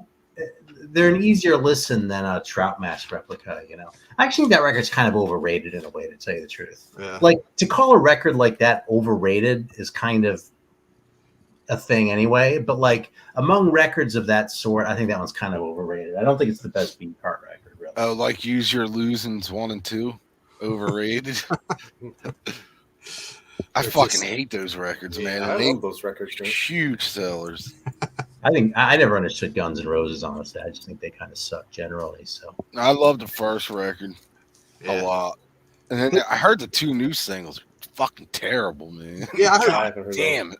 I heard some new song and it was like, what the fuck? It's got what's his name, bass player singing part of it. Duff right? on it. Yeah, I saw them like 2-3 weeks ago or whatever. Oh, how were they? I thought they were good. I mean, I was like 5 rows from the rail, so it always makes the show better on Slash's side. But yeah, I got a strike for those videos Rankin, too. by the way. Sorry to interrupt you, but shout out to Chris Rankin, who's here. It's in the chat. Right on, man. I don't know if I can highlight these guys, but right on. Yeah, relatively new channel. Good stuff, man. Awesome guy. Cool. Fun to watch. Looks a little bit like Ray Comfort, but don't hold that against him. I don't know who Ray Comfort is. Oh, you're missing out, man. He's like one of these fucking con artists, like evangelical types. Oh boy. I saw one of those. Actually, what Ray Comfort did, which was awesome, is like his big thing is he's against evolution. Like he thinks that's like so. What his group did is they found out that the original, I think it was The Origin of Species. It might have been The Descent of Man, but one of those really important Darwin books was in the public domain. So they actually had copies printed and added a foreword to it by Ray Comfort, which is like, this is all bullshit, and like Darwin was a fucking like racist and blah blah blah blah blah, and they were passing it out to like college students. Like the guy's a fucker, but like that was really funny. I kind of gotta give credit where it's due. There's so many fucking rotten evangelicals out there, dude. I saw one guy who looks like Billy Ray Cyrus, man. Oh Jesus! Oh, it was online. I was calling him Billy. What the fuck was I calling? You're watching evangelists and no. videos. It just popped up. Well, it's the same fucking thing, isn't it? Usually, when you look up shit videos, evangelists pop they start up. coming in the feed. Oh, speaking of which, what's that movie coming out? What's her name? Tammy Faye's Eyes or some shit? The Eyes of Tammy Faye. Oh, dude, is it a horror film? No, it's about Tammy Faye. I thought it was from like the 90s, man. No, it's a brand new, because that was a movie and I saw it. It's a brand new one coming out. Oh, I don't know what that is. That's interesting. Yeah. You ever see your ex-husband on? Dude, he sells fucking one of those food buckets that you store in your closet for like, in case there's a fucking fallout somewhere. Once a scammer, always a scammer. Dude, it's so bad. You got another one, Vance? Yeah, I got a couple here. Of course, I got to show something, so got to go with this one. What's that one? Houses of the Holy, man. Oh shit, yeah, it is. Because you forget about this. Like you're like, what's that? But if you see this cover, you see it. But a little sacrifice going on there in the castle. the color of this looks cool. I'm surprised they didn't fucking yank that cover yet with all the woke shit going on. Yeah, well, who knows? There's that one. I got like 3 more. So. I've got 2 more. Okay. All right, Vance, go. One more. All right, this one's pretty cool. This is relatively new. And whoa. Space Caravan. I thought that was the Eagles' greatest hits, dude. I was about ready to choke this one. No, but this one tells the little story. There's like a whole cartoon going on. These guys doing this like whole bad drug deal going wrong, and they're shooting up all these guys over here. Coke's flying all over the place. They take off they grab the chick, and they take off on the spaceship. I think I remember you showing that one before. Yeah, That's cool. When I got it. Yeah, so this is relatively new, but I thought this was a cool game. Nice. It's a space caravan, kind of Doomer Stoner rock. This has to be like You know, I think it's telling that you're showing these newer records, though, man. Because it's like in the 70s, they wasted that shit, but not now, man. Now, if they're paying to print that shit up, they're like, we're going to do something cool with the gatefold. Right. You showed like 3 from the last 10 years that were fucking fantastic. Yeah. So, yeah. All right, and I got 2 more, so then me and Eric can trade off. Go ahead, Eric. All right, man. Here we go. So this one is, I was going to say it's in honor of Bananas, but he's streaming right now, and if he's competing with us, then he can fuck off. Yeah, I think he's gaming, right? Yeah, I'm just messing around anyway, but this is a kind of a classic Gorman Record Night title. This is a reissue. This is an original, but great gatefold. Oh, yeah, that's cool. Nice. Kind of a famous picture, really. I mean, I've seen it elsewhere, but just I think the execution is cool and it just looks great. I'd like to get a copy of that. I know it's been reissued and all that. Yeah, I think I paid $10 for this one. That was a while ago, but yeah. Yeah, this is awesome. I've checked out his channel. He doesn't go on jazz kicks like I do either. So. We got Vance. This one always creeped me out. So grateful for we sold our souls for rock and roll. Yeah, I never understood that one either. But I was like looking at it like that, just creeping me out. At least close. Dude, that's creepy as fuck. I'm totally with you. I was like, what the hell is it? So, I always thought that was a glass casket, but maybe it's not. It was always kind of creepy to me. So. Yeah, no, I totally agree. Hey, have you ever seen a copy of that where the picture was facing the other way? Oh, like reversed on the other side? No. Like she was so like when you opened it up, she's facing down and her head's over here. Oh, well, no, I guess I don't think. I thought that way when I was in Germany. I kind of wish I grabbed one because I haven't seen one in like I mean, 30 years now. Just because this is I got this in the 80s and it has the barcode. I don't think the original had a barcode. So maybe that's a European press. That'd be cool to get. Or maybe a mispress. Yeah, because speaking of the Eagles, I do have an Eagles one that has the gatefold, but the picture's upside down. You know what I'm saying? Like, so if you'd open it normal, the picture's upside down. Then I have another one that's right. So it was screwed up in the pressing, I guess. How many pressings have you had where the fucking album, the cover's on the wrong side and the slit is on the left-hand side? I could think of one. I have a Steve Miller one that's like that. I got a Janis Joplin like that. It's weird, isn't it? Yeah, it totally screws you up. The spine's fucked up, so you can't even put it right in there. Yeah, but it's like I have a shit, man. I want to say a pearl like that. Yeah, it's like left-handed. And I was like, "What is this left-handed record?" Yeah, fucking left-handed. Spin the other way.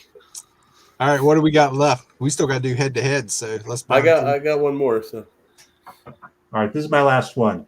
First of all, this is one of my favorite covers ever anyway. I mean, that's just so fucking menacing, right? Dude, I've seen that record not in the wild, but just like on websites, man. And I was always been like this in the wild.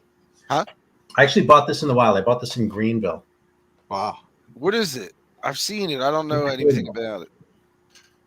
Yeah, I know it's Black Widow, but I mean what type of what kind of music? It's like prog, really. Oh, okay. Like it's really satanic. Is it? So I kind of love it for that. But it's total prog. Like you can imagine like the little like elves dancing around with lutes and shit during some of the fights. Oh shit. I've seen it, like I said, I've seen it on guys. Wow, go full screen. That's killer. Yeah, that's a nice some lyrics there too, but look at that. Nice color in that too. Yeah. Now is the reissue like that? I think so. Wow. See, again, that's like a cover. You look at it another time, you go, I never noticed that before in there. You know, it's all kinds of stuff going on. Yeah, that's crazy. Be good fucking artwork for a tattoo. All right, well, I gotta agree with all the mug shots. That's true. Oh, that's good. That's a good one. Technically, this is unofficial, but this is Fear Inoculum by Tool. It's an unofficial copy, but they pulled this into gatefold. That's weird. That's cool. Yeah, that's weird looking. Yeah. These guys always got something cool doing. But I see they just announced a big tour or something. Yeah, they're doing finally the second leg from because I saw them back in 2019 and then. But I always thought that was cool. Yeah, it's pretty. Never got into them. I'm the same way. I'm not a big fan. I don't think I own anything by them. I like them. I know people that are into him are definitely into him. Yeah. Oh, there's the hardcore. Yeah. Yeah. I used to work with this guy, and like we were doing the Road Warrior thing. Okay, we were both living in California, and we were working on a project in Topeka. Okay, and I'm telling you this because of his level of commitment. This was in the like mid '90s, right? So we would fly to Topeka, and what he would bring for music was he had his Discman and a copy of Enema by Tool, and he would just sit there and just listen to that. That was all he needed. Wow. Yeah. Like, you know, like it'd be like midnight or something. I'd come back from smoking a cigarette. He's sitting there listening to that fucking thing. Over and over. I made an impression on me, man. He's a good dude too. I really liked him, but like I was like running out to see what I could find at Barnes and Noble because I was getting sick of the 10 or so I brought. And like, I'm set, dude. Yeah, I can't. There's certain albums. I guess if it's your favorite band, like AC/DC, I listen to Power Up back to back to back in the car. Like the new Wild Hearts record still in when my stereo in my car's working. Every time it rains, my fucking speakers quit working. You might have a leak somewhere. Yeah, I definitely do. It's like, and then it dries out, and then it comes back, and they're bassy as shit, and I love it because I forget. But it takes a few days. Like it rained yesterday, so I won't have fucking speakers for another couple days. It sucks, dude. It just started when we got that hurricane. Yeah. Yeah, it fucking blows, man. The hurricane tipped you over, huh? Yeah, it fucked me up. Well, like, here's Can you turn that in on insurance? That you gotta get a new CD player because of the hurricane, or I don't think so, man. I'm just gonna take it up to the fucking dealership and say, hey, can you run new speaker wire for me? Because if they try and take that shit apart, fuck that. yeah. Just run new wire for me. I'll hook the rest up. I can do the rest. I just need somebody to run the wire. All right, you guys ready for head to head? Oh hell yeah! This is what everyone's been waiting for, right? Yeah, I only got 2. So, all right, how head works? Everybody knows. Show 2 albums. You have to pick one. If they're both great albums, you can still only pick one. If they're both turds, you still have to pick one. So, who wants to go first? I have, I guess 4. yeah, I pulled 2. I got 3. I mean, I could Wait. How are you doing 3 though for doing back to back? Like, Well, Yeah, I got sets of 2. So Yeah. Oh, you got 3 sets? Yeah. Okay. Go ahead, Aaron. Holy fuck, you guys are killing me. I know I could have pulled more, but I'm like, that's too obvious. Me, you guys have all fucking. You're like, yeah, I should pull more. I'm like scrambling to pull fucking 2. Dude, that's what I've done every other fucking time I've been on. So this time I was like, I'm gonna prepare. Dude, I can never prepare because I'm like, I'm at the shop all fucking day, and it's like, I get home, feed the dogs, eat dinner, and then we're ready to go. I'm like, fuck, scrambling, But I like listening anyway, so. Awesome. All right, you ready? Yep. Here we go. The first one. Uh-huh. Angel. Okay. If you put the first fucking one. Montrose all day It's long. just easy. Montrose, yeah. Yeah, I would go with Montrose myself. Really?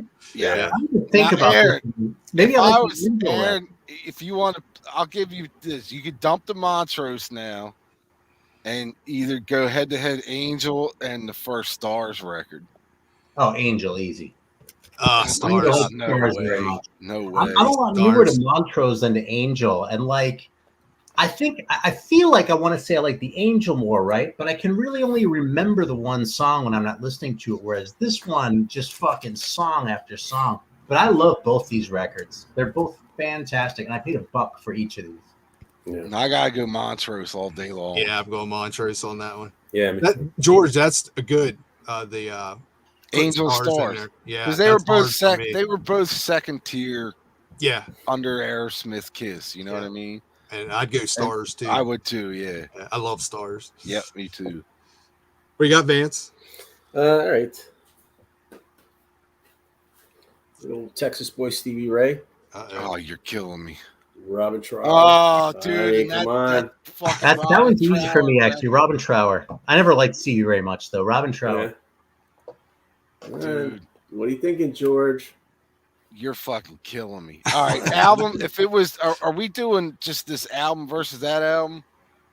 Yeah, Okay, that album versus that album. All Come right. on, man. Quit Robin fucking around. Robin Trower, because I'm not a big Couldn't Stand the Weather fan. Okay. So this is, I think this is going down. Instep and Texas Flood are superior albums to Couldn't Stand the Weather. Bring it up. It's Stevie Ray, man. Oh, all right. Nah, So dude, about here, that I Robin like Trower, so bring it about that. That fucking Trower record is amazing from beginning to end, man. It is tough, and that's when I was like, "Oh, this is going to be a tough one." But yeah, that's a tough. I mean, I could almost say a tie, but yeah, I'd probably pull Trower a little early. That's a pretty good one. I'd probably play this first and then put this and play it after. What's your one there, George? No, you go. You want me, guy? Yeah.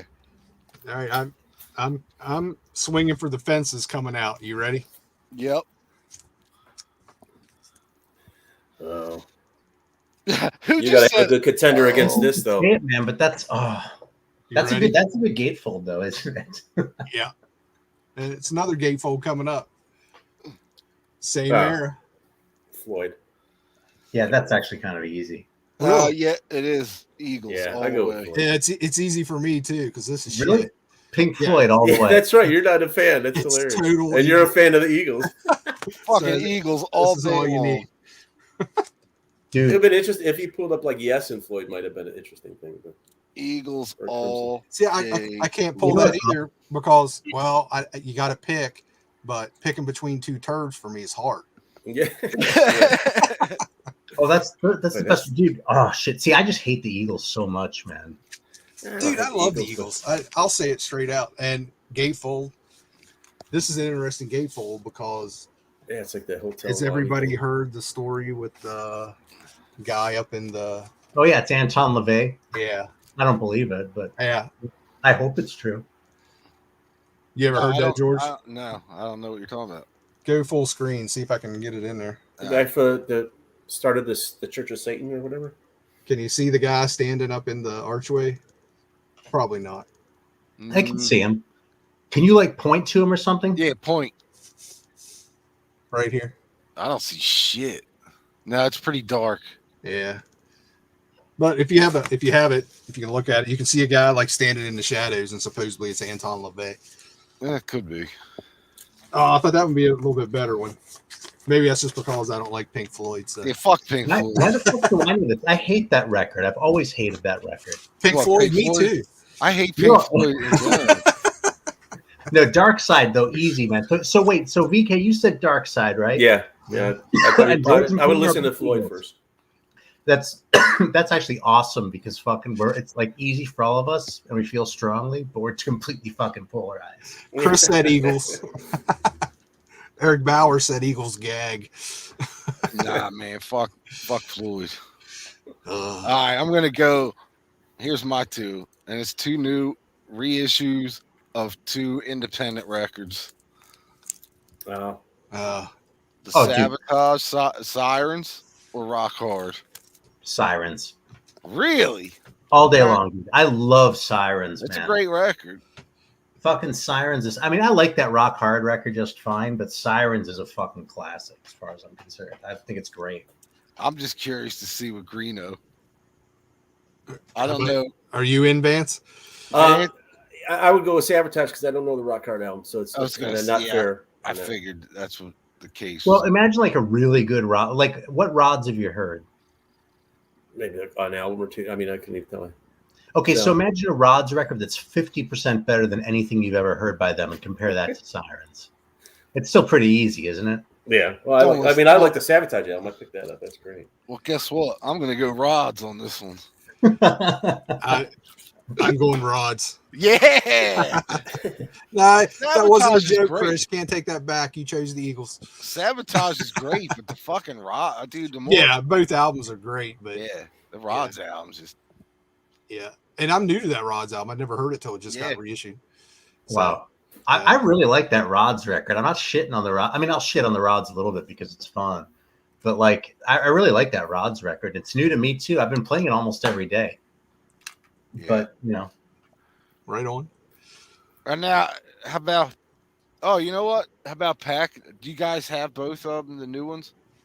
I know Vance doesn't have the what? Sabotage? Rod. Yeah, Rods? I have the Sirens. I don't have that second album that came out. right. You don't have the Rods.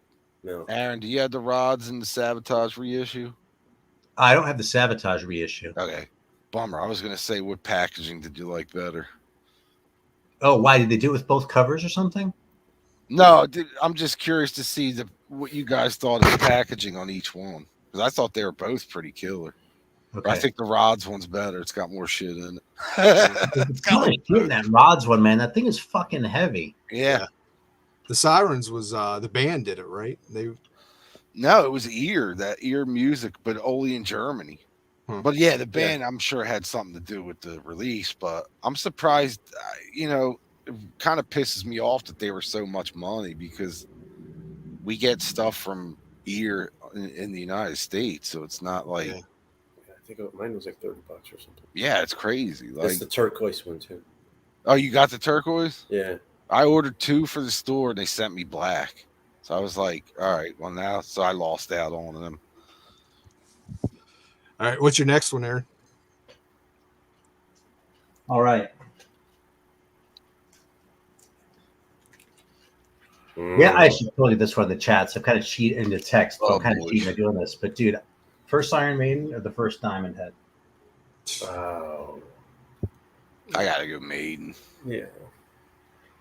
See, metaphysically, as far as like me personally, I kind of feel like I gotta go Maiden. But man, I think the Diamond Head might have better songs. Because like Strange World is kind of a throwaway on this Iron Maiden, right? What's the worst song on the Diamond Head record? Maybe Sucking My Love? I was gonna say Sucking My Love. I hate that dude. That's a hard. That is hard, man. Yeah. I gotta go Maiden just because. Like the other thing about this is, if you put these side by side, you really realize how raw and punky this Maiden record is. Yeah. This one sounds more like a modern metal record than this one does. By Killers, I don't think that would have been true anymore. But with these two, this is almost. I'm looking at the fucking thing. It's reversed. The Diamond Head record is almost more like the true metal record than the Iron Maiden. Well, I kind of lead to the Maiden. Do what you said about the punk factor in it. Yeah, that kind of. That's what they're still my 2 favorite Maiden records of the first 2. So what do you all say? Are you all Maiden? Yeah, I'm Maiden. Yeah, I love the Diamond Head. I mean, that's tough because I love the Diamond Head record, but.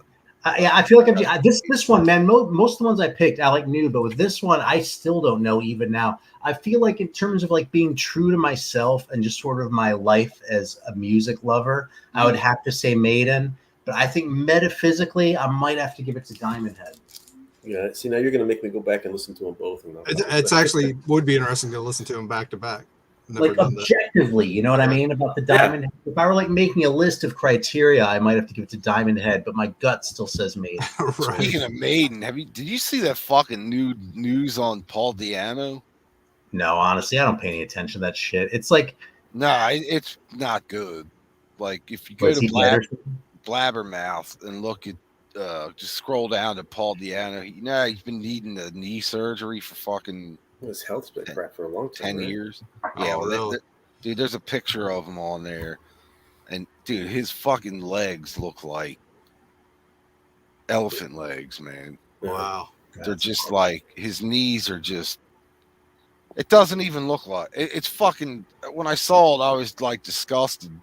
Like, wow.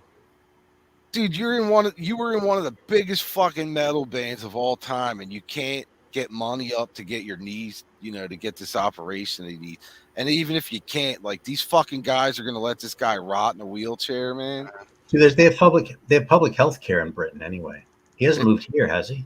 No, he's still over there. It just pisses me off. Like, these guys are fucking billionaires probably, and this guy can't fucking rub 2 coins together to get his fucking health. Do you think? Does he get anything from those first couple? I don't think so, man. Because the guy's done nothing but sold out the rest of his career. Yeah.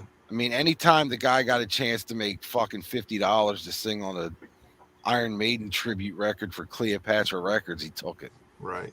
So, I mean, I can't imagine. I mean, I'm not saying he made $50, but you know what I'm saying. Yeah. Like, he was on every fucking cover and every this and every that. Never had any real proper records except for the Battle Zone stuff in the early 80s, well, mid 80s. Yeah. And then the Killer stuff, which I thought was great. But after that, I mean, Killers ended in. But then you have that early 90s. Yeah, that was before Killers. That was like 86, 87, and then Killers was 90, I think, or 91. So that's 30 years ago. The guy hasn't done any proper band album since. Well, I think they did. And you don't know what the relationship was with the Maiden guys, really. I mean, Yeah. No, but even if I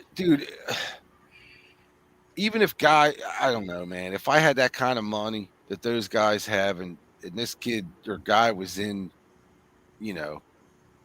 part of the fucking Maiden history, I think I would help him out a little bit. Yeah. If it was me. I mean, the guy, dude, I wish I could. I don't know how to fucking insert shit into a live video, but it's bad, dude. He looks like he looked like he fell off a fucking 4-story building, and his legs are just fucking big elephant legs. Dude. I haven't seen anything about it. Hey, Greeno, is that the Facebook convict over there you're talking to? Yeah, the convict. She probably told somebody to go. She told somebody to go fuck off or something. I guarantee it. Convict. They're talking about you now. At least it's talking something interesting. Oh, goddamn time. Facebook. There it is. There it is. Facebook heard her. They said it's not the Facebook convict. Yes. You can't call people fucking twats. Yes, you can. I call people twats every day. All right, what do you got, Vance? Or did you just go? Who just went? No, I got one. Only one. No, he had Diamond Head and fucking. Yeah, that's right. All right. These pretty heavy bands, early 90s. Soundgarden's Louder Than Love. Mm-hmm. Alice in Chains Facelift. Ooh. Came out with about like a year apart. Ooh. I know, right? I already have my pick because I don't even know if I could still pick this one yet. That's hard. I think I gotta go Alice in Chains. Yeah. Okay. Yeah, I would go Alice in Chains. Just because I'm not super familiar with the Soundgarden record. I really like Bad Motor Finger though, so like I kind of want to give, but like the Soundgarden prior to that, I'm not as actually I don't know that record that well either. Okay. But like the earlier Soundgarden, I'm not really crazy about. But fucking that's the Soundgarden to me. That album. Yeah, I lean to the Soundgarden. What was like the big? Is that the one with Rusty Cage was on or whatever? No, this is louder than love and Hands All Over. Full on Eric's Hands All Over. Yeah. I remember that song. Yeah. Man, that's sex. Yeah, I mean, this was a tough one. That's why I like. Okay, I would go Chains for sure. I mean, these are really close. I'd have to probably pick Alice in Chains, but goddamn, that Soundgarden's right there, man. Yeah, I mean, it is especially for that era. These are. Aaron, there's solid records all over. Yeah, some of y'all are persuading me to change mine to a Soundgarden. That's just I'm malleable because I don't know the albums that well. So. If you've never checked out that album, dude, it's worth checking out. Because this wasn't Bad Motorfinger was all over the place. So this one, Yeah, that's not the MTV Soundgarden. No, I also have Ultra Mega OK though, and I'm not crazy about that one. That's a little more raw or something. That was earlier. Yeah, that's where they thicker. Yeah, thicker and heavier. Vance, what about Alice in Chains or Stone Temple Pilots Core? I'd go with Chains. Would you really? Yeah, over Stone. Yeah, I think I would too. I mean, if we're talking facelift, I mean, actually Dirt too. I'm more of a Chains fan than I was STP. I was never an STP fan. I always thought they were just ripping Alice in Chains off. So we're split on this 2 and 2, right? I think 3 Chains to 1. If we're ever not split, we'll have to argue about that. Yeah, that's pretty good. So I thought those would be good head to head. So. Yeah, that's pretty good, man. That's hard to pick right there for me, anyways. Yeah, me too. I mean, I was like, I wasn't even sure what I was going to go with.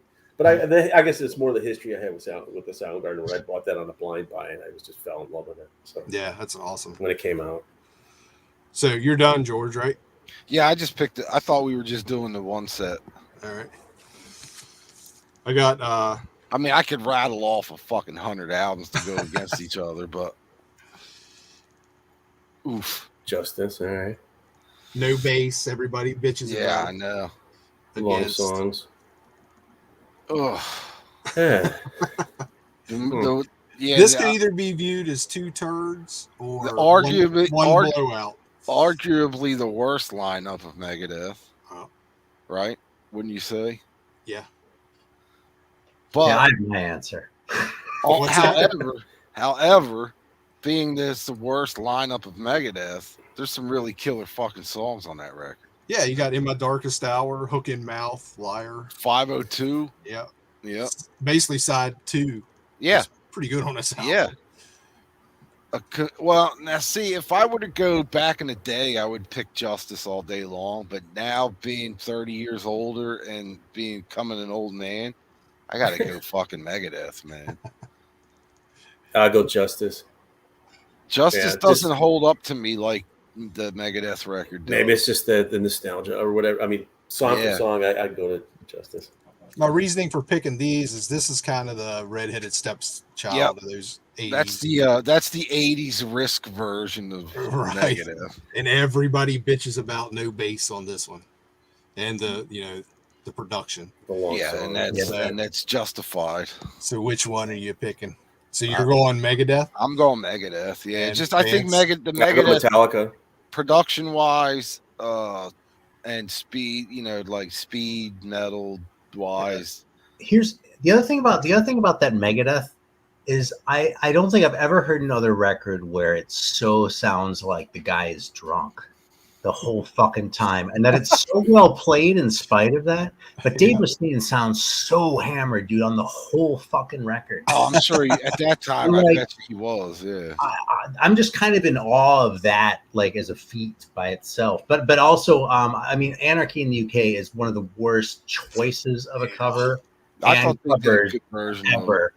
But the thing is, that fucking Metallica, when you're done with it, it's still going on for another half hour. At least the bad parts of the Megadeth are over quickly, and the good parts of that record are great. Yeah, like I said, after 30 years of both albums, the Metallica to me doesn't hold up like the Megadeth does. But So we got what? Megadeth, Metallica. What'd you say, Aaron?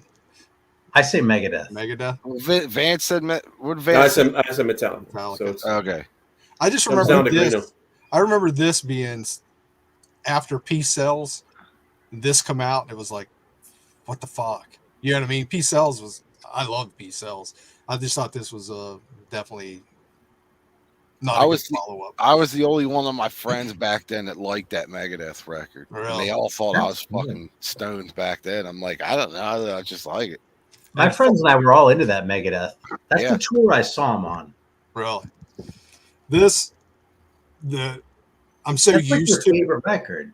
Yeah, I mean, we've heard that record a million times each, probably. Yeah, I mean, I'm so used to it that not having bass doesn't bother me, and I don't want them to ever redo it. Yeah, don't mess And with add it. bass, leave it alone. I got to pick this out of the two. I'm on the opposite. I say go back, remix that fucker, and bump his bass up. Nah, so you can fuck hear that. it. It's the way it is, man. Leave it alone. Nah. But you're right, George. Like side 2 of this with 502 In My Darkest Hour, Liar, and Hook. Liar, Hook 'em Liar, out. Yeah, Liar man. was my favorite track on that record. Actually, I haven't listened to this forever, and looking at the tracks on it, side 2 is pretty solid. Yep. I need to go back and listen to it. So I guess we're split again on that one. Okay. That's funny, man. Well, all right. How about this? Not an album, but Mustaine or Hetfield? Guitar or Just vocals? in general. Oh, Hetfield. Hetfield, yeah. Yeah, James. But that's not fair because I met him once briefly, and he was cool to me when he didn't have to be. Fuck that. So- I'm with Dave all day long. Me and Bro. Dave will go hang out. Yeah. Although he might try to convert me into some fucking born again Christian asshole, though. I'll be honest with you. This is the last Megadeth for me. I never Dude. listened to anything after that Oh my until God, like not you- long ago. You I'm His still Rest not in impressed. Peace is as good as people say it is. Yeah, dude, I could It get really is. I don't think I have. Dysfunction? Euthanasia was fucking great. I have some other ones, but Dude, Cryptic Writings, I know it's not a speed metal album, but I love that record, man. my problem is with Dave's voice, the whole pirate thing. Arr. Yeah, it's tough. It's just like it turned me off. It's tough. It is Hello, tough. me. It's me again. Yeah, exactly. I always music's loved okay, Dave. but I don't know. His vocals never bothered me. Mm. Live, I really just got past that maybe 3 or 4 years ago. I was making videos. I probably talked about it, but I kind of rediscovered Megadeth because I finally just got past that sort of. I mean, I'm still with you, dude. He's a shitty singer, right? Yeah. Okay, but like that stopped bothering me, and like that was when I checked out Rust in Peace. I was like, okay, I've been hearing forever that this is their best record, you know. And I put it on. I was like, holy shit, this is actually a fantastic record. And I could find reasons to shit on it. I could play the smart guy talking about Child Saint or whatever, but that's still a great record in spite of whatever. The cover's pretentious, you know, not to mention the logo's kind of dumb anyway. And fucking, you know what I mean? I could do this all day long, but that's a great record in spite of all of it. It really is. So Greeno, you should spend some time with Rust in Peace. If you listen to it once all the way through, you'll be like, yeah, this is actually fucking great. I say that about Dave and his voice or his singing, but at the same time, nobody else could sing for that band. That's I'm true. saying you couldn't replace him. So Megadeth, Risk, or Metallica's Load. Oof. I don't know either. I've never heard either. Yeah, I don't know either well enough to say. Yeah, I'd still lean to Metallica. God, man. I'm trying to remember what was on Risk. Crush 'Em? That was terrible. Although Breadline was like a Creed song. Yeah, I got to go Metallica, Load. I think Risk was just like the album title says. It was a risk to do that record. That was not a good record. All right, what are we doing next? I thought we still had more. Yeah, I mean, who's Aaron, that? I think it was Am I up? It's my turn. I'm out, yeah. All right. Fucking I mean, I could find something. Breaker. By Accept. Or the first Angel Witch. Oh.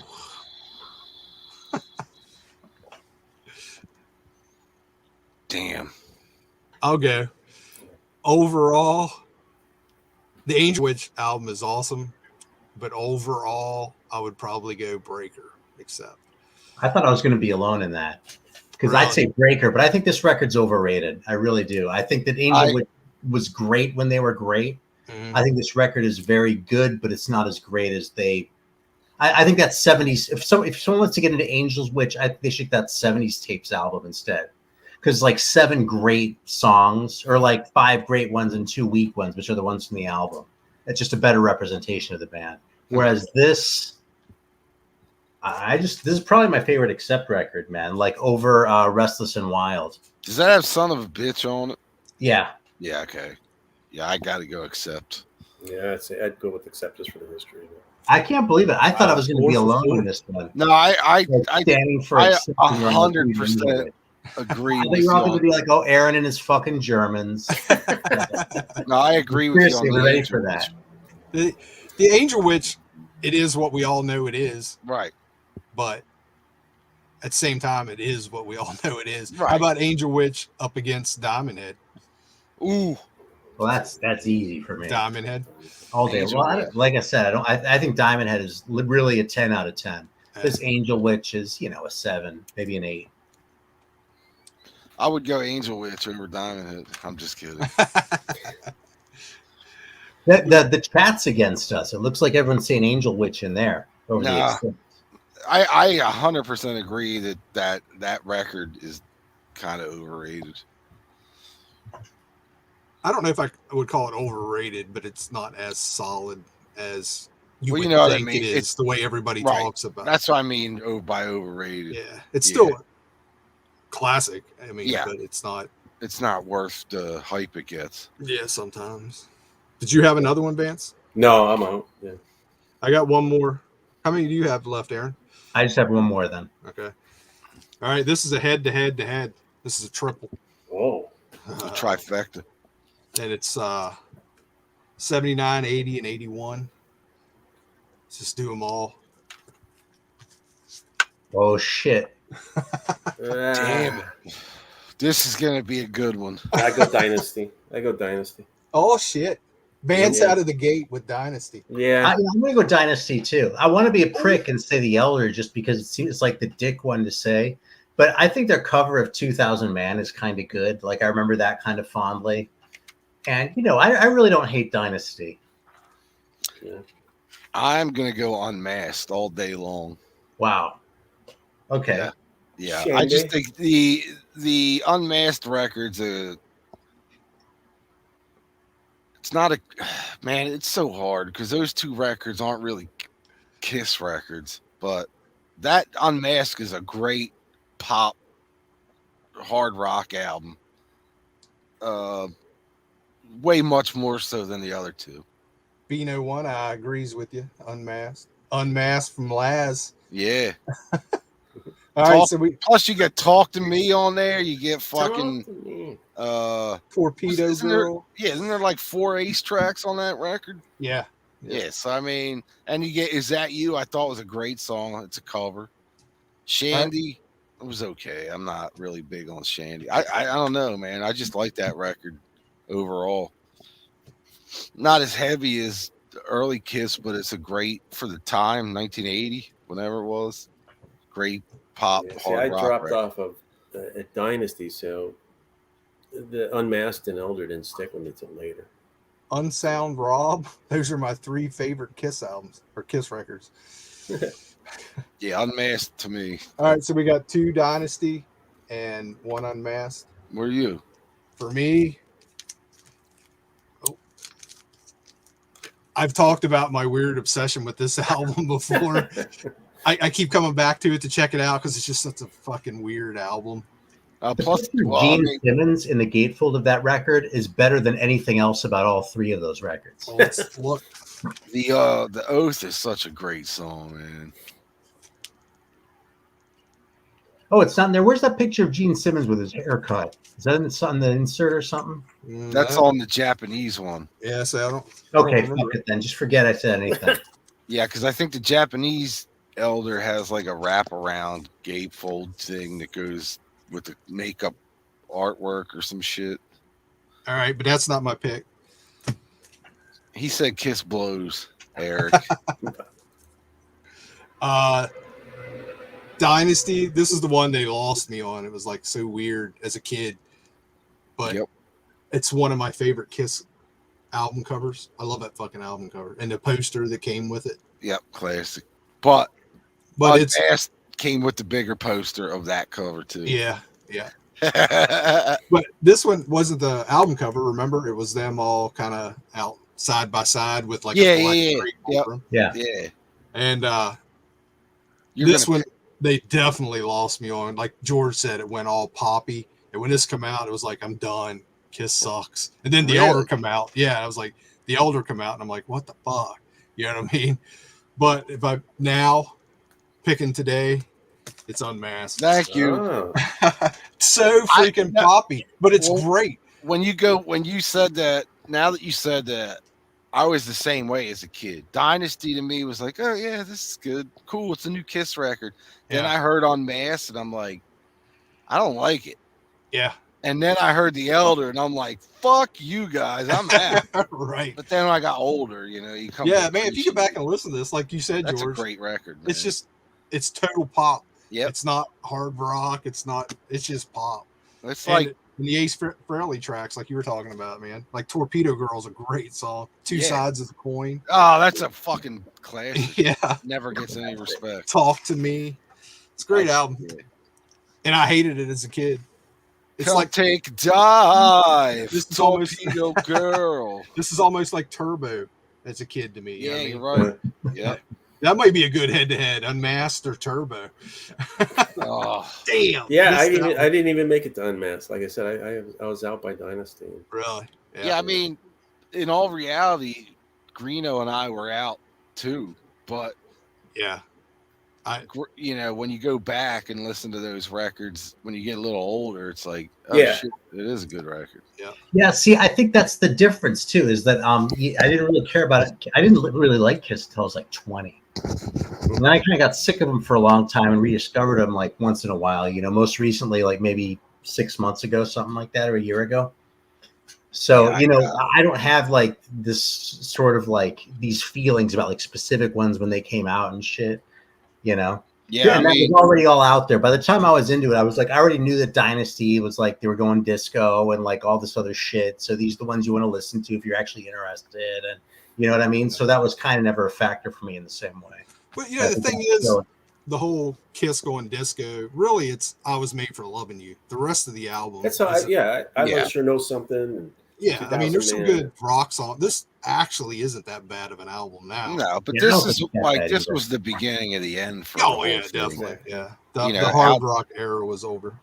Outside writers, outside musicians, all that shit. You know, once So that Aaron, you need to get this, and you can file this right next to Theater of Pain in the Greeno music section. yeah, All right. If you come across one, get it. I want you. I want to hear your review. I got the copy of Theater of Pain for free, so I'm pretty sure it'll be like, wow, turd. Chris said he's tried for over 40 years, and with Kiss, he just can't. That's surprising. Like the first 3 Kiss records to me are still classic records. Even I think Dressed to Kill is a piece of shit, dude. Hotter than Hell sounds like shit, production wise, but I'll take any of the 70s stuff. yeah. Yeah, Rock and Roll Over is still my favorite. It like Aaron's saying, it all comes down to, you know, we grew up with it. So, Right. You know, that was the my first record. So Dressed to Kill. Dressed to Kill sucks, dude. Nah, Dressed to Kill is a great record. Highlight Eric Bauer's last comment.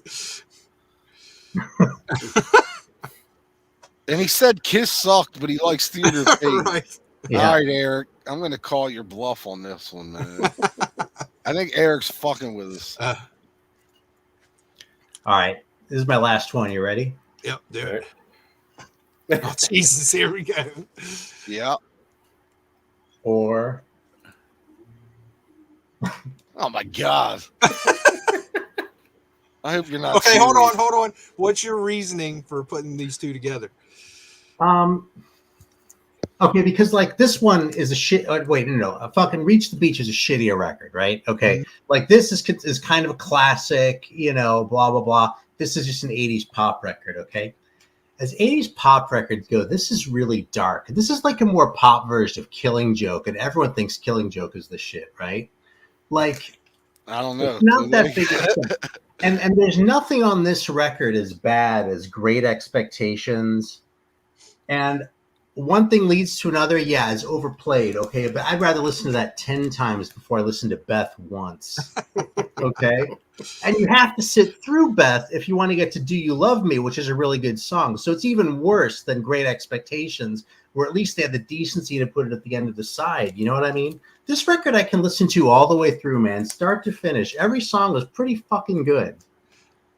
I'll take your word for it. There you go. So, no, you put up a good argument on that. Yeah, but I'm gonna go Kiss. I mean, I did do this to be a dick. Okay, I mean, I'll own that. But I think I have to say The Fix is a better record. God damn it! What are you doing, Vance? I gotta go Kiss, obviously, but yeah. One thing leads to another. Takes me flashbacks to the pizza place and working and stuff. So that was right.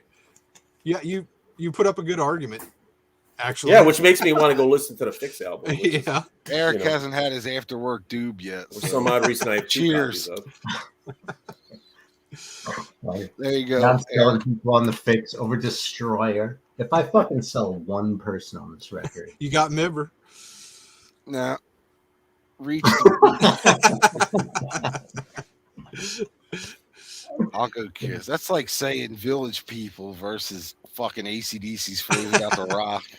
Dude, there's one song on the Fix record. I played the shit out of this when it came out, by the way. So I was way into this record. So I mean, this. I don't do nostalgia, and like most of the shit that I liked back then, I had fucking State of Confusion by the Kinks too. I mean, that sucks, you know.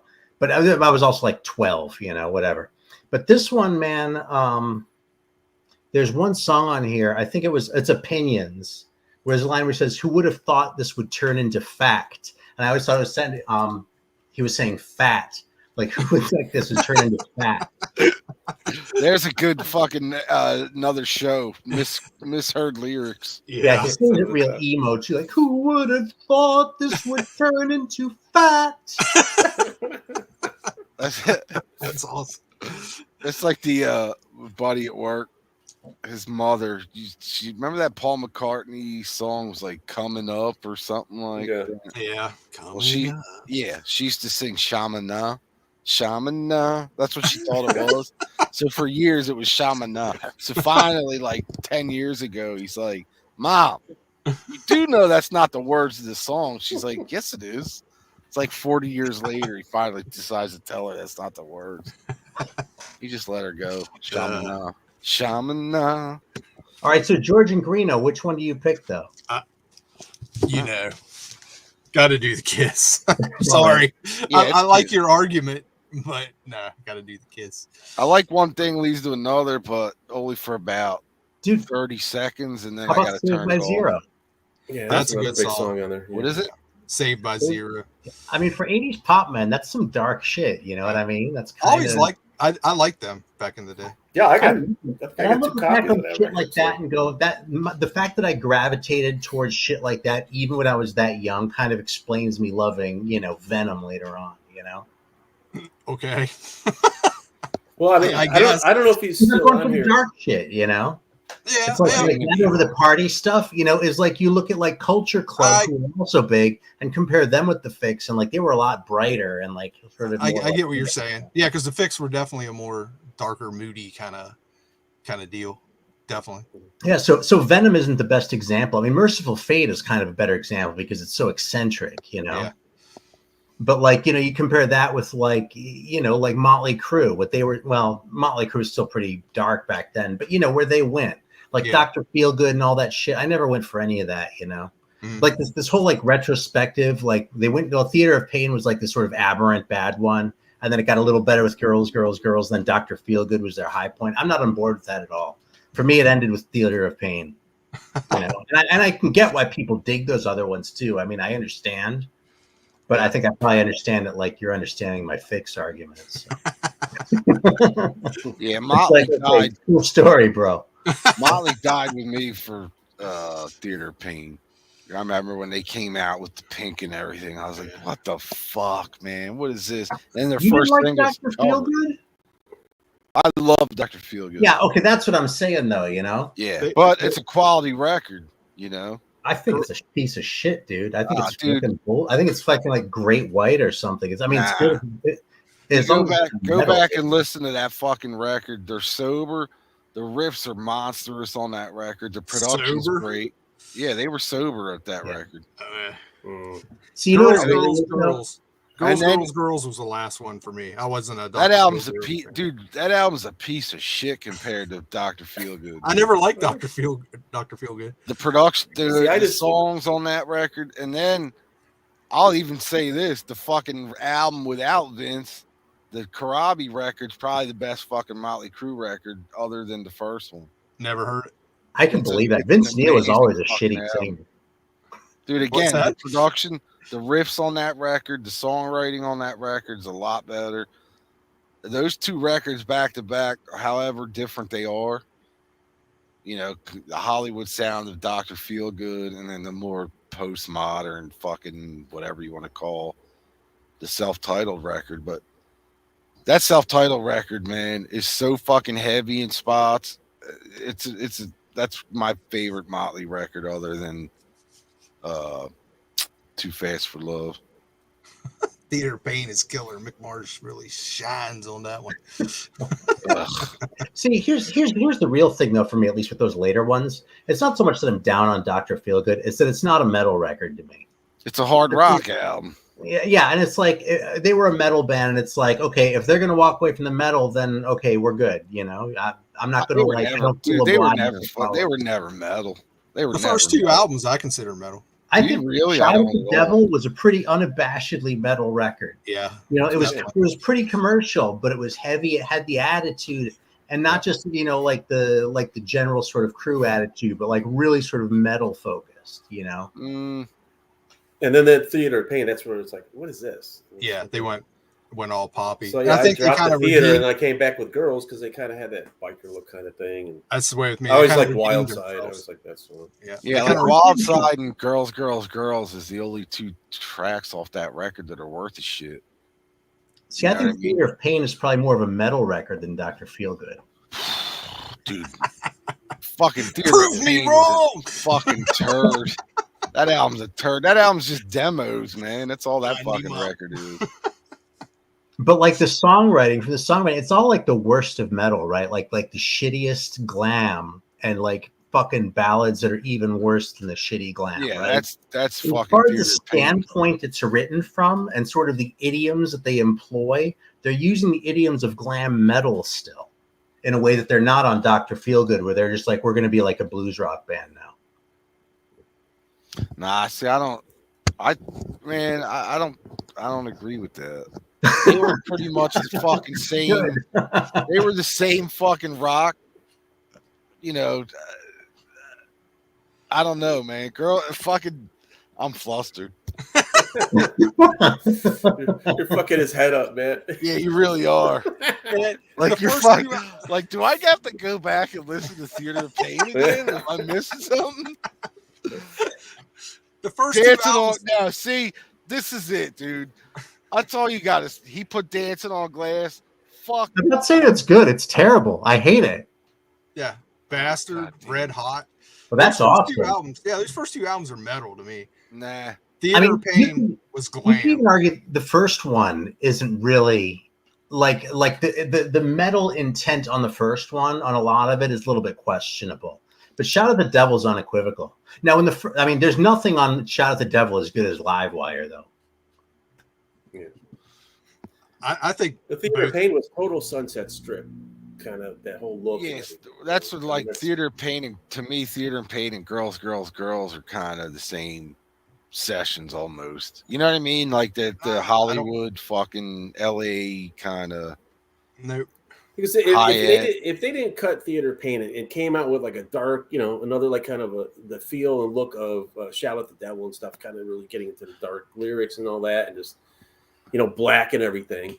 They could have progressed into a darker metal band, but that Theater of Pain just throws that whole train off the track where it's like The thing to me, you glam had the look and the right spandex, You had the first two albums that to me are metal, and then you get that weird Theater of Pain, which is like this glammed out. And then they kind of with Girls, Girls, Girls, they went toward the hard rock side, and that kind of peaked. Yeah, they kind of peaked with Dr. Feelgood. Dr. Feelgood. Yeah, it was like Theater of Pain. It's like, what did you lose your wardrobe boxes or something? Yeah.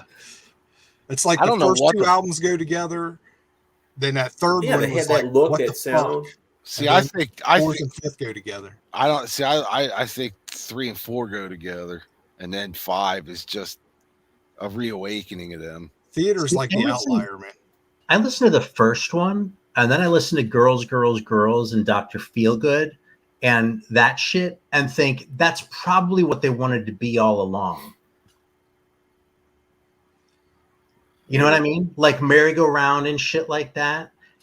Yeah, that's a class. But metal was big, and they were like trying to be like impressed by being more intimidating, so they went the darker way.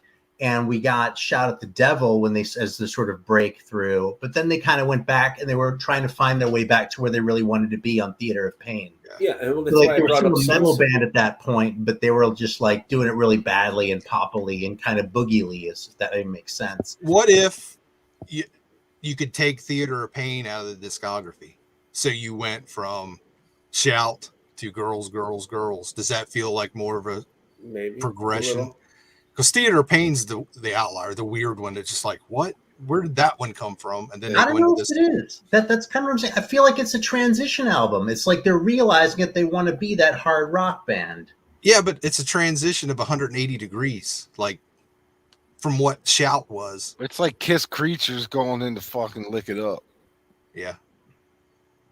Just image. Well, if I'm honest, I actually really think it's way worse even than Creatures going into Lick It Up. Again, maybe it's because I came to Kiss late. Well, you know no, I mean image wise. You go from makeup, leather to nothing. Yeah. Yeah. Well, anyway, the more I think about actually, no, I'm gonna stand my ground on the argument, but I'm kind of running out of fuel here. What is the argument? Wait, what is it again? What were we arguing about? How awesome Theater of Pain is. No. And Like- Aaron's going to be adding this to his right next to his in his collection. I don't know if I'd do that, but I might argue that Theater of Pain is like the record that encapsulates Motley Crue's career. Oh boy. because it has the metal for the earliness, it has them finding their way to the hard rock that they became, and it's terrible. I don't even know where to go. How about this? How about Motley Except I love Crue? the first two Motley Crue records. I really do. So I'm just Motley Oh, Crue. wow, yeah. Motley Crue wasn't as big as they make them out to be now. That's What? true. No. Oh Dude. yeah, and Motley Crue was like sort of an edgy band to be into like early Dude, on. Like, when Motley they- That's kind of what I was going where they were. That Home Sweet Home was the biggest fucking deal. But then again, that's the transition. Big. There. It's NTV. Def Leppard was bigger. Bon Jovi was bigger in the 80s. Yeah, after. They Doesn't started matter. it all. I'm just saying, Motley Crue, when you Well, hear that's about 80 them now, they Girls talk came about out- like they ruled the 80s. No, they didn't. They were a big band in the 80s. Yeah, because They were- girls record wasn't as They were big pretty- as the White they- Snake self-titled they were Hysteria pretty. I would go Yeah. look or into Slippery that to again. Wet. Yeah. I That all think came you'd out be- around the same time. I think you guys would be surprised to see how many fucking albums that Girls, and Theater Pain sold. They were a big fuck. I think they outsold, maybe not Hysteria, but Slippery and Wet. they were pretty close to fucking Slippery, dude. I don't know. It'd be interesting to look up because from my 'Cause point they of were view, growing up, everywhere. my point of view, they were a big band. There's no doubt If about only that. we had a way to look that up. Yeah, but from my point of view, they weren't the biggest LA band like they Well, talk they about were. now. Maybe they were here. I don't know. They were like the epitome of LA. Other than, I mean, before that it was Van Halen, and then in the '80s it was Molly.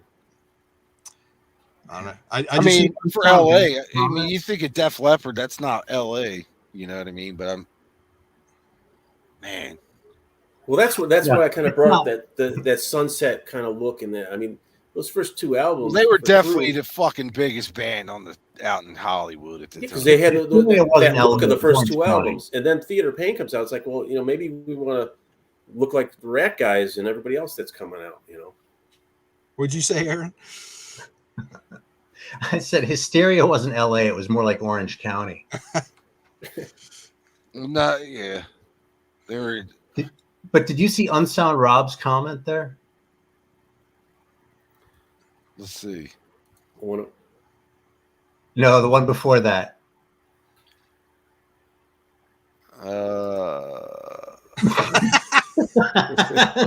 That's awesome. I don't know. I just hear them. See, To me, it seems like they're rewriting history a little bit about that band. They were a huge band, but they weren't the biggest. I don't care what they I think say. you're right. Yeah. Didn't they have that thing with that tattoo? Yeah. Didn't they have It that was part bigger. in the Dirt movie where the manager McGee, whatever, had the wrong tattoo on his arm? So yeah. it was going to be a Theater of Death, and they changed it to Theater of Pain or something. Like that. Other than Jovi, for the women, and Def Leppard, the mostly women like them, who was bigger than fucking Motley in the '80s? That's White what I'm. Snake. That's that, what I'm. that self-titled White Snake album, '87. Oh yeah, that White Snake album was bigger. Def Leppard was bigger than Motley in the 80s, totally. Guns N' Roses was bigger than Motley. I just After that said, came yeah. out, Other than Def Leppard, there's no. Motley was a bigger band. Fucking, They're bigger than Rat, for sure. they were bigger than fucking dude. They were. Motley was bigger than fucking, but way long before Guns N' Roses even came around. I mean, Guns N' Roses. That was a slow. Guns was a slow build, right. Yeah. But Yeah. if it wasn't for, so if you're talking '87, dude, I'm telling you, Motley, 88. they sold some fucking records, man. They're bigger than you think they are. Mm. I don't know. We'll have to Dude, do the fucking numbers on Home it. Sweet Home Cool. was every fucking day was number one. Every day. Before I lose a thought, I hope that Unsound Rob, that his Theater of Pain tattoo, that like it's a prison tattoo. Green. So who was bigger, I Winger? don't want to say I hope he was in prison, but like Not the I two hope faces. the fucking guy who did the tattoo had been. Winger. I wonder who's better, Winger or Trickster? Oh god damn. I never listened to either one, man. I never listened to any of that shit. I'll be honest. Trickster or Yeah, I don't. South I mean, Gang? Digging deep now for your bullshit. Rocks Gang or Tough Luck? I've had enough of you bozos for one night. Damn. Holy shit, 2.5 hours? Yeah, Wow. That went quick. I gotta work tomorrow. Me too. So we went down the Motley Crue rabbit hole, Yeah, it's good discussion. and then Yeah, the rods. I don't know what the fuck you guys are smoking. You guys don't remember how big Motley were back in the 80s. No, I remember how Well, yeah, I'm They not were saying they huge. weren't big, but when you bring in those other bands, today they I don't know, maybe I they exaggerate how big they were. They were huge, but if you hear those guys talk, they ruled the 80s, and there was nobody bigger than Motley Crue. Yeah, Bon Jovi was way bigger than you're Motley saying Crue. if Yeah. themselves Hysteria. I I see mean, what you're they saying. had like 5 or 6. You're saying singles on that album. when Nikki or fucking whatever Just the drummer, whole Tom- Motley Crue camp. Whenever they Yeah, I talk gotcha, about I Motley gotcha. Crue, it's no different than Def Leppard when they talk about the 80s. They weren't part of Yeah. the new wave of British Oh, heavy metal and all and that. Kiss fucking ruled everybody and still does Right, in right. their eyes. I see what you're saying. You know what I mean? It's just I they see make what you're themselves saying. out to be a little more than they were. They were fucking huge. Don't get me wrong. I saw them like 4 times in the 80s, but at the same time, Yeah, Nikki They was weren't- always one to pump his chest and Yeah. say, I don't believe half the shit that Nick comes out of Nikki Sixx's mouth anyway. So All right, here's one. Before we go, I just your thoughts. What would you say? Shout at the Devil or the First Wasp? First Wasp. ooh. First Wasp. He said first Wasp. I just love the First Wasp. The first Wasp, dude. I love the First Wasp. I probably have to say the First Wasp, really. Yeah, the first Wasp is such a fucking banger. I dude, do from love the Shout at beginning the to end. Devil. Yeah, I'd have to. That would have been a I'd cool one. I wish I thought of that. still have to stick with the Crew on that one. I remember the first time I heard Animal Fuck Like a Beast on they played it here on the radio in Philly. It was on Metal Shop. And I went out the next day. I'm like, I gotta go find this band Wasp. So I get the album, I listen to it back to back. I'm like, Where's that song? where's the fucking song at? Like I guess it's not called Fuck Like a Beast. Maybe And then it was like it seemed like I don't know. Thinking back, it was like a couple weeks and the 12-inch of Fuck Like a Beast came out. Man, I don't. Back then, it would have been Motley Crue, Shout. Today, because I've heard Shout too much, it would be Wasp. But they're so fucking close. They're great albums, both of them. Well, they came out. You could put here The Last Command up against Theater of Pain since they both came out in '85. Theater of Pain. Oh, come on, man. I mean, The Last Command's not a great record. There's some great. Nah, I would pick Last Command. 2 or 3. There's like 3 or 4 really good songs on Last Command, and the rest is just kind of blah. But Blind in Texas. that's a classic. Yeah, Wild Child, Blind in Texas. I always loved Ball Crusher. Yeah. And oh fuck, there was one other, Diamonds and Pearls, not Diamonds and Pearls or something like that. I think it's Prince now. The truth comes out. The rest of it, isn't there a song on there called like Jack Attack or some fucking stupid I like can't that? remember, man. He's like talking about jerking off. It's like, all right, next time. Some of the things you pick up on, George. I don't know. Man. Well, I love songs about masturbation a lot. Okay, That's the quote of the day. The quote of the day, probably. Clip that. you can just Like, do that. That's the Jack title. Action. Who was it? Jack Action. That's it. Looking for Jack Action, dude, to get my satisfaction. That's like what was in the 80s? Was it the Motels? When I think about you, I touch myself. No, it's Oh, vinyls. the vinyls. The Vinyls. That's it. I was like, I remember seeing that the first time, going, really? They're playing this on MTV? Like, Later, remember. So yeah, Look at man. this Flick of the No, switch. remember, I'm not going to the Bears game and don't have any White Sox tickets. But we got playoffs coming up. I hear All right, here's the last one. Flick of the switch versus fly on the wall. flick of the switch I all gotta day go fly on long. the wall. Oh my Fly on the god! wall. What? Fly on the wall is my first one, though. That's probably it. Flick of the switch. See, this is another one. Flick of the switch is probably a better record, really. But I would think the highs on Fly on the Wall are higher. I don't know. We'll see. I don't know. Sink the But pin. probably Fly on the Wall. Nah, I go flick all day long. As an AC/DC fan, just a great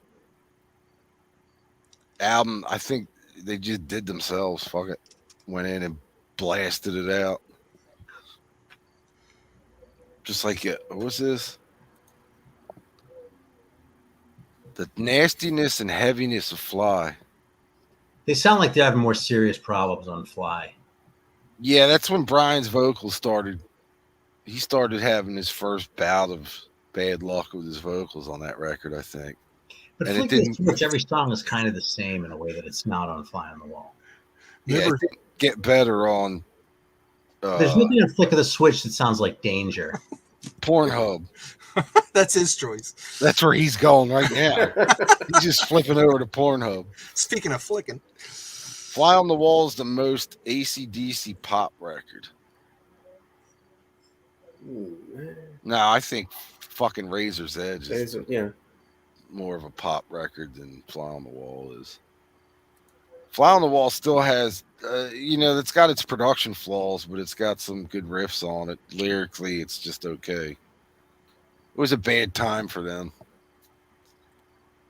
Just 85, everybody was done with AC/DC at that point.